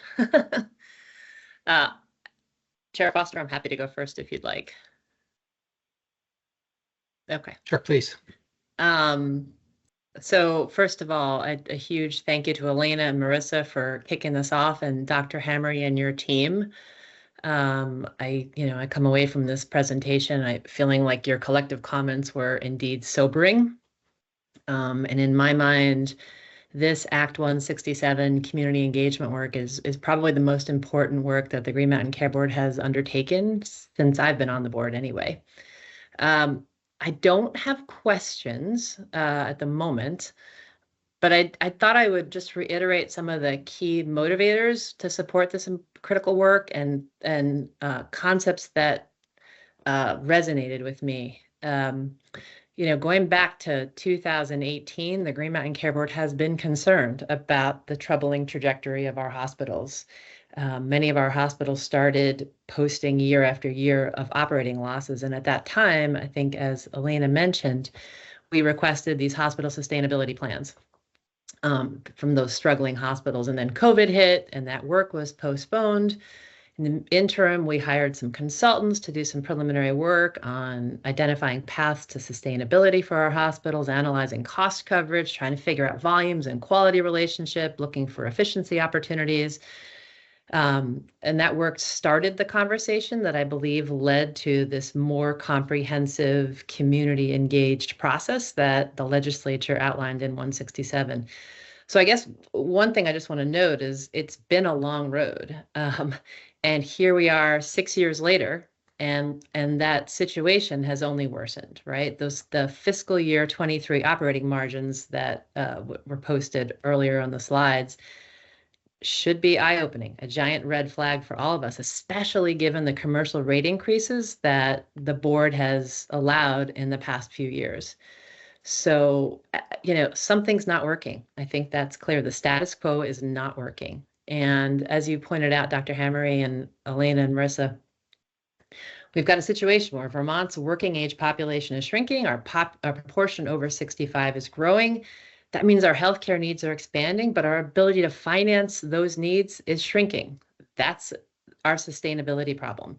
Medicare and Medicaid have not been keeping pace with inflation. Employers and households can't continue to afford these double-digit, hospital price increases year after year. And unfortunately, the hard reality is that hospitals are going to be less and less able to cover these revenue gaps, net revenue gaps, with commercial rate increases. Our Vermonters can't afford higher insurance premiums, and there's actually fewer and fewer commercially insured people. So, Dr. Hamre, I want to say first that I agree with you that we need to look very seriously at structural change. We can't be tweaking at the margin anymore. I think we've been trying to tweak at the margin for years, and I think that we need some structural change, but that needs to be thoughtfully planned. And I think the goal here is to do that thoughtful planning, that optimal design in a way that avoids some of those sudden hospital closures and disruptions of service lines that are plaguing rural communities across the country, right? So I think if, we need action. Inaction is going to leave our communities vulnerable to market forces and the prevailing headwinds that are coming our way regardless, right? They're coming our way, demographic challenges, expense challenges. So I think this work that Dr. Hamre and his team are doing for the state, this data-driven, community-engaged analysis is pretty unique. As far as I know, and maybe Dr. Hammer, you can share with us if you know otherwise, but I can't think of any other state that's undertaking such a comprehensive, community engaged, proactive approach to trying to figure out the best way to deliver healthcare in the state. And so, I can't imagine other states are doing this kind of analysis, looking at demographic trends, looking at expense growth trends, and trying to envision a delivery system that both meets community needs and tries to protect against the headwinds coming our way. And so today's state level recommendations are a really helpful start and, give us some state level 40,000 foot recommendations. And I think they're critical as a starting point, and I look forward hoping that we can continue the conversation about their feasibility, their impact, thinking about weighing the costs of action against the costs of inaction. And I look forward to, I know you're coming back in a few weeks to give us more hospital level, HSA level recommendations, thoughts. And I just want to say, I think those conversations may be hard when you go out to the community. Some of those conversations may be hard. I hope that people take them seriously. I hope that people realize that the status quo is not working. Our current system is not affordable, and it's not going to get better unless we do change. In some cases, we have volumes of care that are not high enough to support cost effectiveness or to ensure high quality. We need to look at that. So I guess in my mind, I'll stop talking, but in my mind, this is the start, a critical step in what I think of as probably a longer term solution seeking conversation that has to involve communities, it has to involve healthcare leaders, it has to involve legislators and state agencies. And I'm just really grateful to you for all of your work, the countless listening sessions. Every time that I talked to you, Dr. Hammery, it seemed like you had talked to 500 other people in the interim. So I know you have really done incredible outreach to try and come up with a solution for Vermonters. And I just appreciate that. And I look forward to hearing more. So thank you.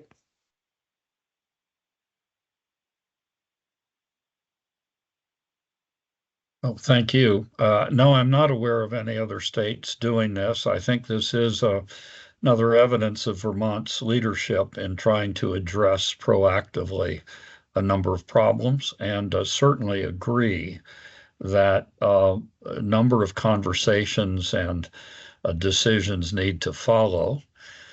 You will have noted, all the listeners, that there is not a single silver bullet here. There are multiple problems that need to be addressed in different ways. There is a high degree of linkage between some of these, and so those need to be considered and are partially responsible for the conceptual outline of a timeline and dependencies.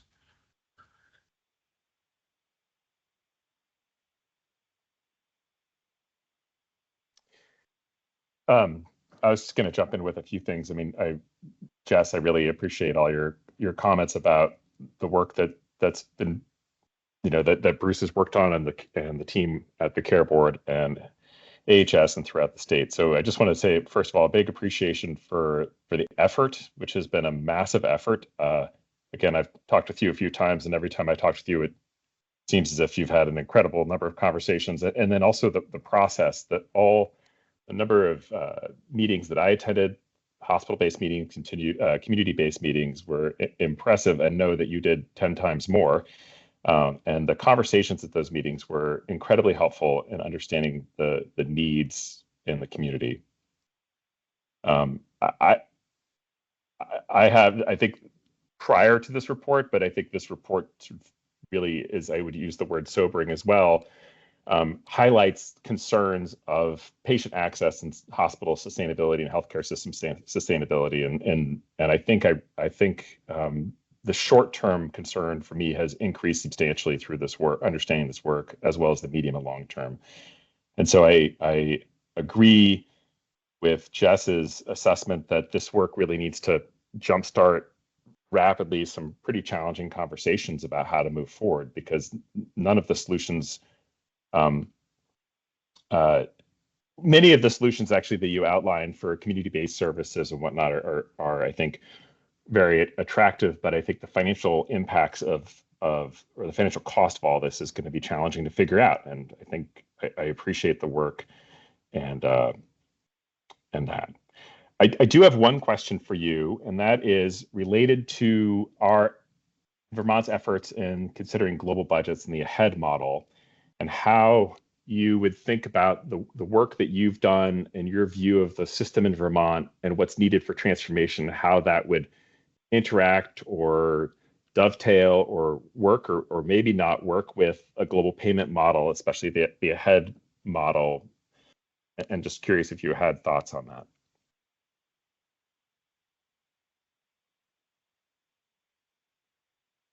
I think not totally formed at the moment. We're in discussions, as you know, continuing with the hospitals. There are certainly some attractive aspects. There are notable approaches in there to equity, to improving primary care services, but the impacts of those on the sustainability of the hospitals over the near term and the long term, I think, are yet to be worked out well. And so I think for me, it's time to I have to reserve some judgment on this, but it has certainly positive features. It also has some potential negatives that I know are under discussion and consideration. Thanks for that.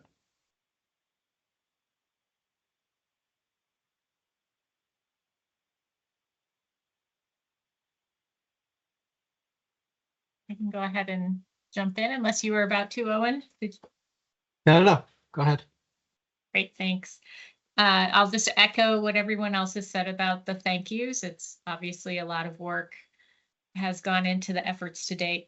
And this isn't for today, but one thing I would be interested in is thoughts about prioritization of the recommendations. There's a lot there, and particularly with any sort of legislative component, even small changes can be a mammoth amount of work and resource intensive. So just be interested in terms of priorities so that everyone can sort of think through what's low hanging fruit, what's a harder political lift, and how do you really make sure that you put your efforts in the right area if your resources are limited.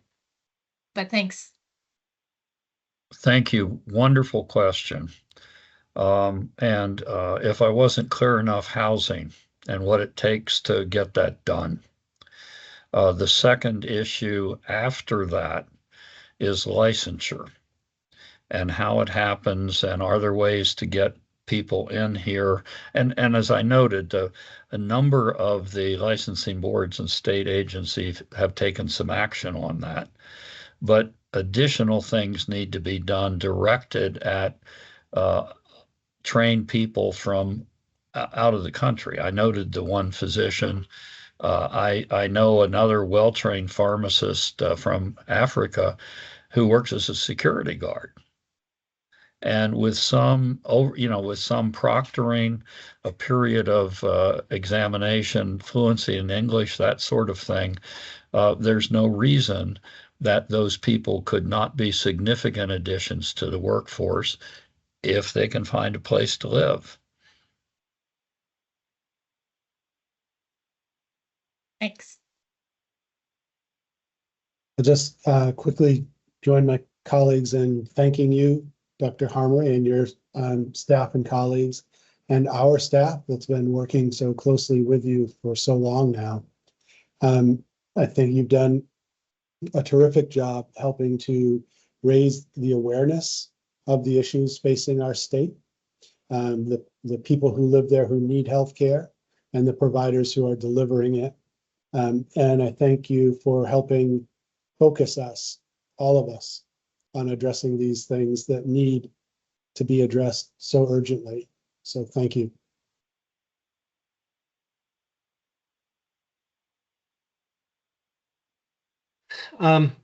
We have AHS here. I'm going to turn to them in a second. Thank you very much, everyone, for your work. When I got on the board, I had a sense that sort of these large commercial rate increases were a blip, or maybe I was just sort of hopeful that you all had taken care of that before I got on the board, and then we're going to be nice, easy, smooth waters. And as I've been here for 16 months or so, I've recognized that perhaps that was naive, and these double-digit rate increases don't look as though they are abating anytime soon. And if we look back at what Member Holmes spoke about, where really this was sort of on the horizon in 2018, 2019, and we haven't made the change, and here we are, and those double-digit commercial rate increases are not going away so far as we can tell. I worry about those demographic changes that you spoke about, the significantly increasing elderly population, the removal of the workforce, and the removal of the people on commercial insurance, which is such a lifeline for so many of our providers in the state, that this problem will accelerate if we ignore, again, the problems that we have. And I fear that we'll do so to great problems and devastation to our healthcare system. So I worry about that. I think it's normal to resist change, to not want to change. It's upsetting. This is upsetting. This whole presentation was frankly upsetting on many levels. But I worry if we ignore it, we're going to be in a far worse place than if we take significant and important action. So I appreciate, one, the board and AHS and the legislature and the governor for signing 167 into law long before I was here. Because if we hadn't done that, imagine where we'd be. And that would be a very, very risky place to our healthcare system. So fortunately, people have taken bold action to start addressing this, and now we're here to do so. So thank you very much for playing that important role, Dr. Hamre, and informing us and helping guide us. With that, I'll turn it to AHS if they're here, if they have any comments or questions that they want to make. Sure. Thank you, Chair Foster. For those that don't know me, my name is Monica Ogilby. I'm the Medicaid Director at the Agency of Human Services. And I have had the privilege of serving on the steering committee for this work, and really want to thank Bruce and his team for his leadership and their support in pulling together and synthesizing an incredible amount of information, which, while as everyone here has noted, is really hard to hear, it's critically important if we're going to stabilize our healthcare system. And, you know, I appreciate highlighting where we have been effective and where we do have traction in really trying to scaffold our healthcare system. And that's largely in part to partnerships here, and certainly to the support, thanks to the support of the legislature that allows us to do a lot of that incredibly valuable work. I am choosing to remain in a hopeful space in that the Agency of Human Services in particular is ready to rise to the challenge around the transformation work. And certainly that's not done in isolation. That will be done in partnership with many. And, you know, it's a space that we feel comfortable in and skilled in and have been successful before. And so, you know, am eternally grateful for this work having been done. Chair Foster, I thought you summed it up really nice in that not easy to look at, but certainly very necessary. It's like a look in the mirror and a moment of reckoning. So appreciate the opportunity to be a collaborating partner here. And I'm going to introduce myself. I'm Dr. Bowen, Jill Bowen. I'm the commissioner for Dale for the last 6.5 weeks. And it's really a pleasure to meet you and to hear, you know, this very, Bruce, we have met, but to hear this in such a comprehensive way of presenting the multiple challenges and from a systems perspective. And that's been pretty clear to me since joining here, the way in which AHS looks at things in an integrated systems perspective. And I mean, as you were going through it, I was, yes, yeah, I've seen that. Yep, yes, you know, so it's really clear. And a lot of what you have raised are things that have been on these multiple agendas and efforts to really look at and move these forward. you know, if you were to ask me what's the number one challenge, I probably would have said housing, and housing. So I, you know, just highlighting that as having so many tentacles was really appreciated. So from many sectors, and from those of us who are newer here, and for those of us who obviously been here a while, there's so much effort and activity going on. And I just really have a sense that folks are incredibly passionately committed to making this system change. So thank you. Thank you for inviting us to hear this. This was very helpful. Hi there, this is Emily Hawes, Commissioner for the Department of Mental Health. And I'll echo both what Monica and Dr. Bowen said, and I appreciate an opportunity to be here and hear the recommendations. And of course, the things that are standing out around community investments in community mental health and substance use treatment and supports for our communities is number one on our mission as we look to collaborate with everyone here to develop a system where people can get care when and where they want and need it. So appreciate this opportunity. I don't have any questions right now, but I look forward to our continued partnership. So thank you.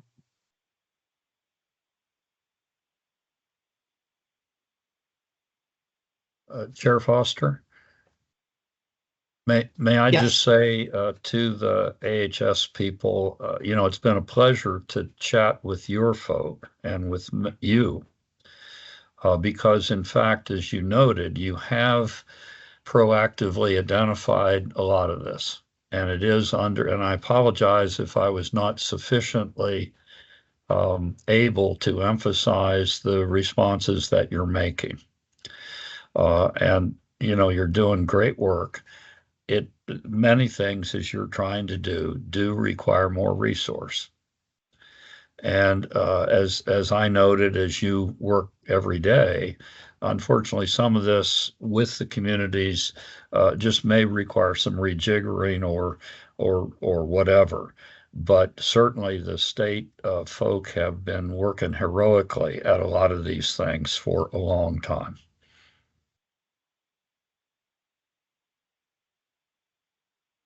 Thank you. Thank you, Monica, Emily, and Jill, and Dr. Hamre. We have a lot of guests here today, so we could have comment. I hope we do. So I'll take public comment via the raise the hand function if anyone has any thoughts or things they want to share with everyone. I'll take them in order of when they come, if I can figure that out. Ham Davis? Thank you, Mr. Chairman. Can you hear me? Yes, sir. You can hear me? Yes. Okay, thank you. There's really two separate parts to today's presentation. One was the staff report, and then there was Dr. Hamre's report. They're in one sense very different, but in another sense directly, I think, connected. I think the staff report doesn't seem real to me at all, and you've heard me say that before. What we have in the state of Vermont is not a system. We don't have a hospital system. We have two dramatically different hospital systems, but both in terms of size, in terms of medical weight, but mainly in terms of business model. The small hospitals in the state operate basically from fee-for-service. And the fee-for-service and the UVM Health Network basically, on its own initiative, runs on a salary basis. If you look at the Wenberg small area variation analysis, especially if you start in 2018, which is the last full pre-COVID figures that we have, then the UVM network costs are a full third below the smaller hospital costs in Vermont. Okay, and not only that, but their quality is vastly superior. So to me, what needs to happen to me first of all, is that you've got to consider these two things separately. So the second thing that needs to be done that has not been done and has been talked about and has basically, which is a shift when you're considering costs and volume and so forth, that you shift to capitation. Capitation is the way the system works. And the whole federal system, starting in 2013, was aimed at that. That was what CMMI wanted, and that was the target. And level 4 was full capitation. We have gotten nowhere on that. The next thing is, it seems obvious to me, is that we've got 600,000 people, a little bit more in Vermont, and we've got 14 full service hospitals. I can't even imagine that anybody would think that we really can manage that. We don't need that. Maximum we need is 4, with a series of clinics that can operate in smaller rural areas. In any event, so in any event, the last thing I want to say about that is that we're now looking at this ahead model, okay? What we have is we've got 10 years where we were aiming, started in 2013, we started aiming at an all-payer model, okay? And what happened was that neither the feds, nor the Green Mountain Care Board, nor the local hospitals, nor anybody else, Blue Cross, would ever allow capitation to work. Everybody knows that. And the main problem is not actually in Vermont. The main problem is at the federal level. If the feds had allowed that, if the feds had allowed Medicare, okay, to run on a capitated system in the same way that Vermont was able to make the Medicaid system work, then we would be in a vastly different place. Anyway, shifting to Dr. Hamre, Dr. Hamre's work has been available to us actually for some time, and it is extremely, to me anyways, impressive. Okay, but what he is basically saying is, here's what he's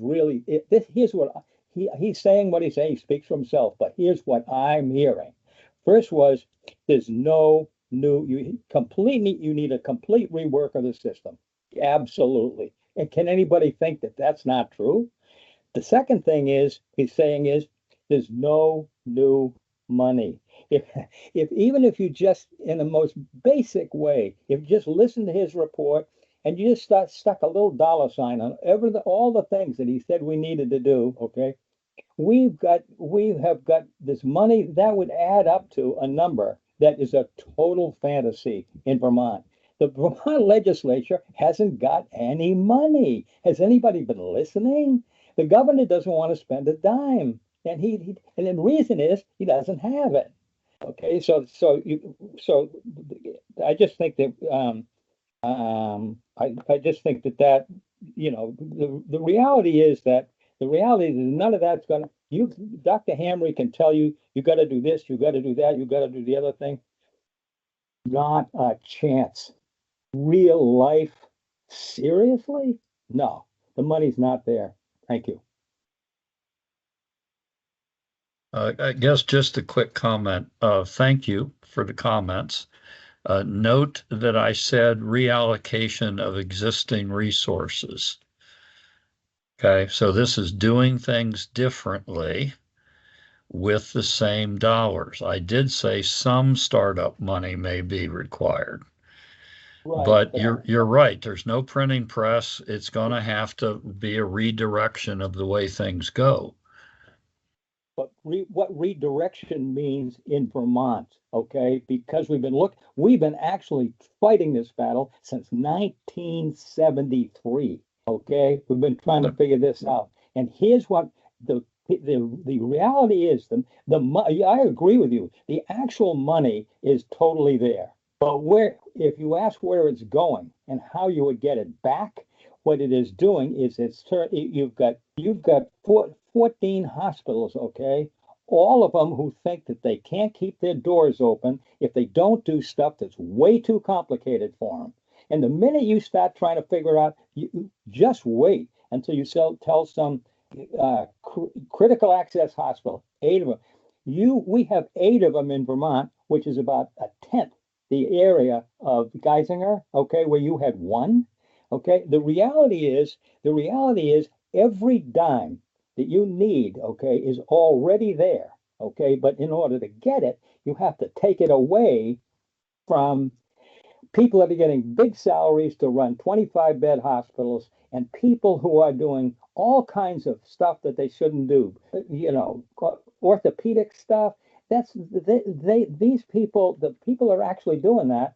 If you think they're gonna give that up without a huge battle in the legislature, you're kind of crazy. Thank you. I'm sorry, but I appreciate it. Thank you for your comments. Tom Darenthal.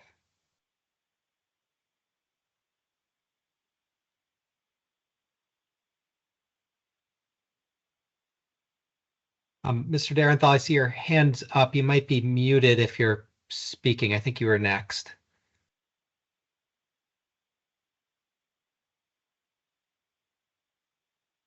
We can come back. Ms. Gutwin? Thanks. Good presentation, good discussion. I'm a voice for the independent community provider group. I'm a physical therapist with 3 major locations, physical therapy. And what I feel is kind of lacking in the discussion is this very important group of people. When I heard that there's a 12-month wait time for eye surgery, I was thinking about, we have 2 other places to go for eye surgery. And I wondered if that was included as far as accessibility and price, the Eye Surgery Center and the Green Mountain Surgical Center. Both these places, I feel, have better accessibility at a lower cost. And there's value to exploring how they do it. And maybe instead of making the most expensive business increase their volume, I don't see how that's going to help the hospital or payers of healthcare. I think we ought to learn more about what else is out there in the healthcare system and how that might actually contribute to the sustainability of the hospitals that we definitely need. And I am a supporter of community hospitals and have had orthopedic surgery at Copley far sooner at what I felt was a more reputable place. As a physical therapist, that says a lot. 2 other things. Yes, we have an increased aging population. Vermont actually is 4th in the nation for the healthiest of the aging population. So we do have that going for us. But it shows that preventative measures are even more important, right? If we can prevent a person from falling, they don't go to the ED, they don't have surgery, they don't end up in a hospital bed.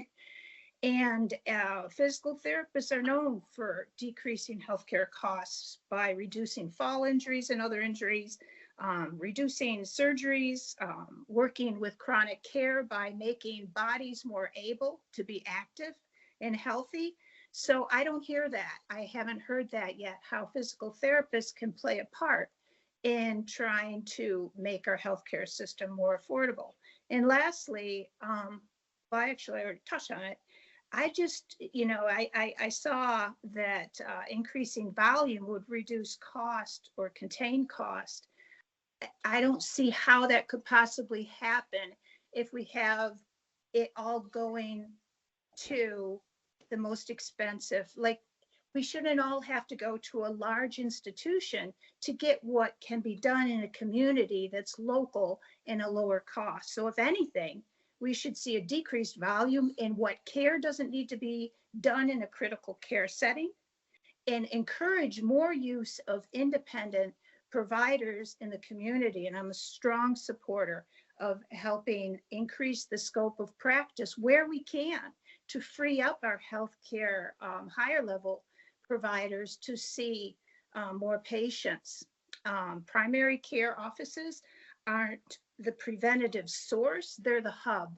They don't do the actual preventative care there. They measure and then they refer out to mental health, physical therapy, MRI. In other words, we have to remember when we are funding primary care that's only the first step to getting to the care. When I go to the primary care doctor's office, I don't do any primary care there. I find out what the doctor is giving me to do elsewhere or go to the drugstore. So it's important. Independent providers in the community should be a part of this discussion of sustainability of hospitals and the healthcare system. Thanks. No, thank you for those comments. I would just say two things. One, the engagement of all the providers, including the independent community folks and physical therapy and psychologists and others, it will be has been part of these conversations, will be part of the planning for redesigning the system. And the other major point is, I think you missed what I said about doing community things in the community, but being able to perhaps group those so that you could hire an adequate number of physicians, and by doing enough, do them more efficiently and provide better access. The intent is not to keep moving stuff to UVM and Dartmouth and Springfield, Missouri and Albany. But thank you for the comments. Ms. Ridson? Hi there. Can you hear me? We can, yeah. How are you? Yep. Good. Thanks for the presentation. Certainly sobering, even for those of us who understand the challenges that are going on. One thing that I don't hear mentioned that I don't think we can really bury our head about is just the misaligned incentives that exist in the broader system, such as the medical loss ratio that basically incents health plans to spend as much on premiums as they can. The pharmacy benefit managers who, will put brand name drugs on the formularies when a generic exists because they get money for doing that.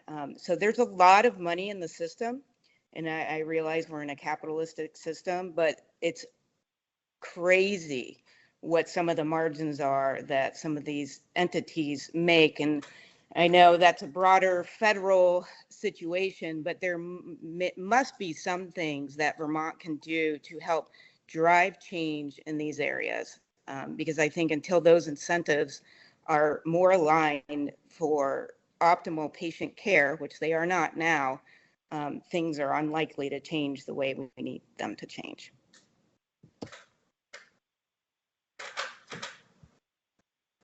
Thank you. Yep. Unfortunately, I think you're right about a lot of it being at a federal level, but.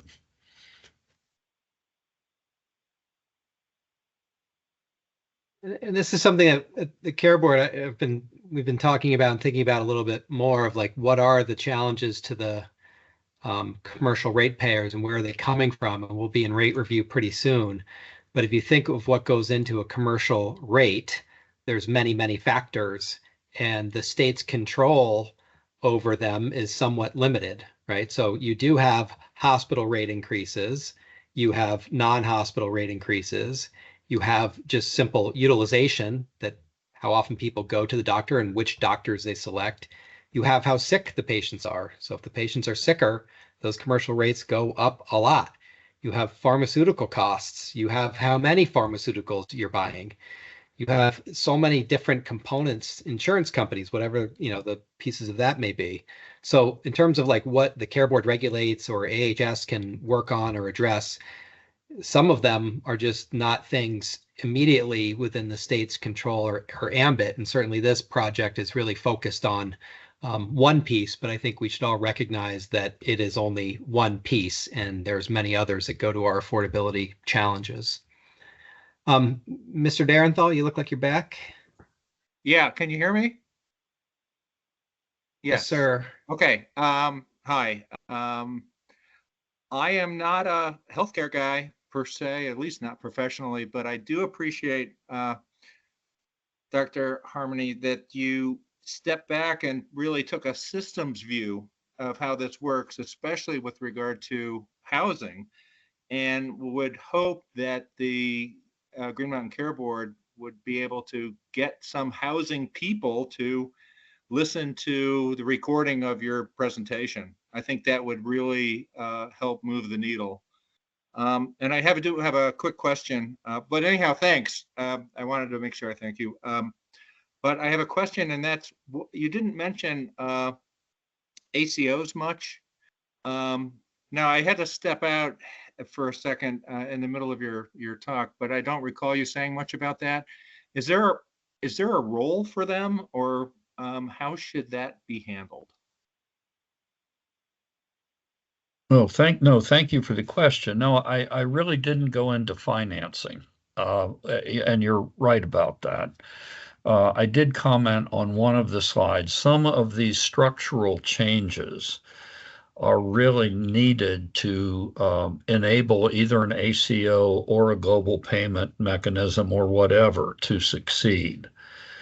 And so I did in a prior life set up one of the early ACOs. And the real keys to that are, number one, timely information. So you can identify the patients and people who need better control of diabetes or whatever. And then secondly, a way to get that care to them, which really means primary care access. And associated with that, of course, you have the multiple social issues that either make it difficult or impossible for people to take care of themselves and receive care. So I really didn't spend a lot of time on all the variations that you could go into in financing, but rather really focused on how and where and we deliver healthcare in Vermont, or you deliver healthcare in Vermont, and what some of those changes are that would be needed to enable whatever a changed payment system would look like, because the underpinnings are really the same. Does that help? Yep. Thank you very much. Thank you for the comment and question and participating, Mr. Derenthal. Susan Aronoff.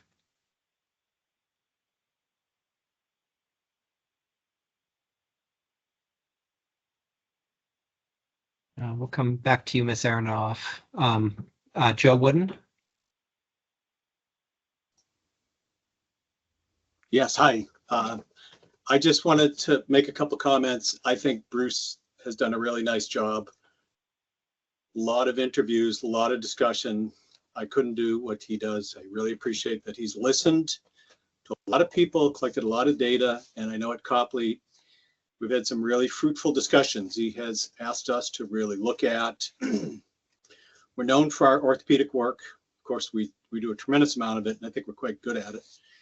And it spills over to some areas. However, he's very discerning and has asked us to look at stuff, and we've had private conversations, and I think he's asking a lot of people to look at, you know, what service are you doing? Does it make sense? You know, can you afford to do that? So I just wanted to tip my hat off and say, thank you, Bruce. You've been sticking with that. You've done it in a very professional, nice way. And I think if we just let this sit and we don't have those discussions, a little bit of shame on us, because that is a bit of a problem. There is no more money. I agree with that. We're going to have to figure out how to allocate it or how to best spend that.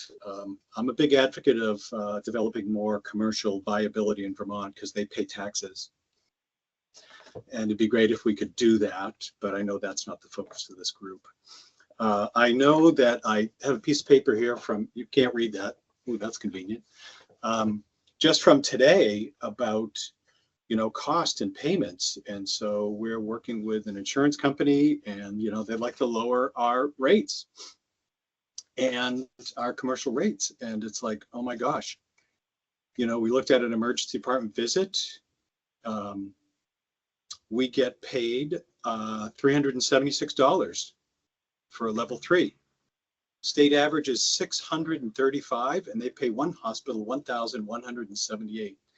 We went through these examples with the insurance companies, actually what they pay us, not just the prices that are listed, but ultimately what we get paid. And I think we're going to have to keep having those discussions because the variability, people could say, oh, commercial doesn't matter. My goodness. Commercial matters. to all of us. So I know they carry an inordinate burden, and we wish we could alleviate that, but we don't have a tax base to increase Medicaid significantly, and Medicare is as it is. Medicare is Medicare. But we should, I think, all of this is going to have us really thinking fundamentally about the systems. What are we doing? What shouldn't we be doing? How to maybe force some coordination that's not there that we should be looking at for the greater good of the patient, shifting money away from hospitals to preventative care that was talked about by Sharon and others. So again, I really appreciate all the effort. It's a lot of work. And I guess now when it's all said and done is when we start to all do the work. So just be prepared for that. But that's all for my comments. All right, see you later. Thank you for attending, Mr. Wooden, and being here. And I've been told a couple times to make sure I recognize people and where they're from, if they're from entities that are involved. And Mr. Wooden is the CEO of Copley, and he referred to meetings that Oliver Wyman and Bruce and his team and Elizabeth have been having with hospital leaders and boards that are private meetings. I understand that they're some back and forth on options and thoughts about ways to look at the situation that various hospitals have. And then there'll be a little bit of process and sort of getting the feedback, and then we'll have the community engagement process starting July 8th or 9th or whatever the date was that was shown earlier. Mr. Del Trecco, the CEO of VAHS, the Vermont Association of Hospitals and Health Systems. Good afternoon. Can you hear me, Chair Foster? Yes. Great. So first of all, as always, I appreciate the opportunity to talk to you and provide public comment. Through this process, I've had the opportunity to look at some information, have conversations with my board and Bruce and his team. So thank you for that time and opportunity. I've mentioned on more than one occasion when VAHS evaluates new policies or new ideas, we look through the lens of 3 or 4 principles here. We look at equitable and high quality access to care. We look at how things are going to stabilize our hospitals. We look at how things are going to promote a strong care and ecosystem. We look at predictability. There are so many contradictions in this work we talked about today. Reduce services, increase transportation, increase long-term care, improve access, potentially change service lines. I'm not sure where they start and begin, and I think the flow chart that Bruce presented depicts some of the challenge. So there are many pressing issues that face our delivery system, and many of the discussions we talked about today address that. We've talked, the Green Mountain Care Board has addressed it, hospitals have talked about it, the provider community has been discussing many of these things for multiple years.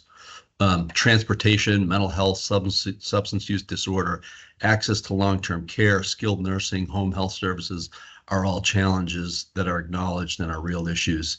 I want to thank my colleagues at AHS for looking at these and making investments. I think we need to continue to do data-driven work and acknowledge these and understand where the interdependencies are on any and all recommendations. On top of the delivery system challenges, for example, we have increased homelessness. Those issues have more and more patients using our emergency departments as places of last resort. I think Bruce mentioned on more than one occasion that we are often seen as a place of last resort. That's not only for outpatient activity, but it's for inpatient activity as well. Very challenging to our delivery system and frankly, a very expensive place to deliver care. I truly think when these issues are overlaid with demographics, the fact that our population is older, aging faster, and the need for more services, is imperative that we understand the financial implications of how any and all of these recommendations will impact our delivery system. A primary tenet of how I think about who we are and how rural we are is how do we keep care local and do it effectively. So as recommendations are evaluated, we need to identify the implementation costs. I'm not sure if we can afford changes. I don't know how we shift monies around. And these need to be weighed carefully, and we must include a pathway for this implementation. Our number one priority must be to do no harm to our already vulnerable communities. Affordability is a critical issue, and I know the board talks about it a lot. And there are some reasons why some of these pressures exist. There are pharmaceutical pressures, there are workforce pressures, and we have unfavorable governmental payer mix. We just have terrible payer mix, 60+% Medicare and Medicaid. And when that doesn't keep pace, we know that puts pressure on costs. Proposals that drive or create a second-tier delivery system, or could create a second-tier delivery system, or affect patient safety and reduce access, should be non-starters for all of us. I know Dr. Hamre spoke briefly about taxation and we don't have a printing machine, but it's super important that we address that we have an economic crisis and we cannot just drive the delivery system in different ways. Because Bruce, if some of these recommendations create harm, we would invite you to live in those communities. I say that with humor, but I think we all need to look at what those non-starter issues should be and understand them completely. I'm really proud of our not-for-profit hospitals. We continue to evolve, and we have evolved, and it's important to acknowledge that we've embraced value-based care, and that's come at a cost. We now have 8 critical access hospitals where they were once 100-bed facilities. That didn't happen overnight, but that is real change. Well over 50% of our care is delivered on an outpatient basis, very significant. We've reduced our revenue growth rates from pre-GMCB levels from 8 to 9% to about 4.5%. And I'd love to explore this a little bit more, Chair Foster, but our 8-year approved weighted average increase is 4.4%. There's only been one double-digit year last year, I believe it's one, but I'd have to check my facts on that. But our total weighted average increase for 8 years is 4.4%. This alone has saved our delivery system millions of dollars. So this is incredibly important work. I can't thank Bruce, the Green Mountain Care Board, enough. But we can't compromise patient safety, our workforce, and the local care that's provided in our communities. And I do worry that if any of this is poorly communicated in any way, it would cause significant challenges to our workforce. And I think we all need to understand those implications. And I just would close by saying, as always, I really appreciate the opportunity. I'll be paying close attention to the HSA recommendations, and I'm happy to answer any questions that anybody might have. Thank you. If I may, Mr. Chairman, I just want to thank Mr. Del Trecco and his staff for the enormously important help they've given and the hospitals to this process, and in particular, some real help in trying to quantitate the needs of hospitals and communities for other ways to deliver care in other sites. So thank you for your comments, but also thank you and your staff very much for your work on this process as well. Yep. Thank you, Dr. Hamre. It's very, very important work, and we have to get it right for Vermonters. Thank you.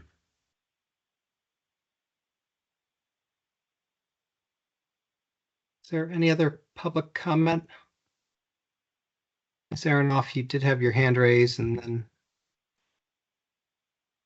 I don't see it anymore. Can you hear me? Yes. Great, thank you. First of all, I want to thank the board and Dr. Hayes for this really thoughtful process, especially for to include people with disabilities, needs, and other. I'm not sure it's coming through, Chair Foster and Susan. I can't quite hear. See shaking heads. Oh. Okay, I'll be really loud and really brief. It would be really great if the Agency of Human Services recommended wage increases for the agencies that provide community-based services people with disabilities depend on. Every year we have to fight for legislature to increase the wages.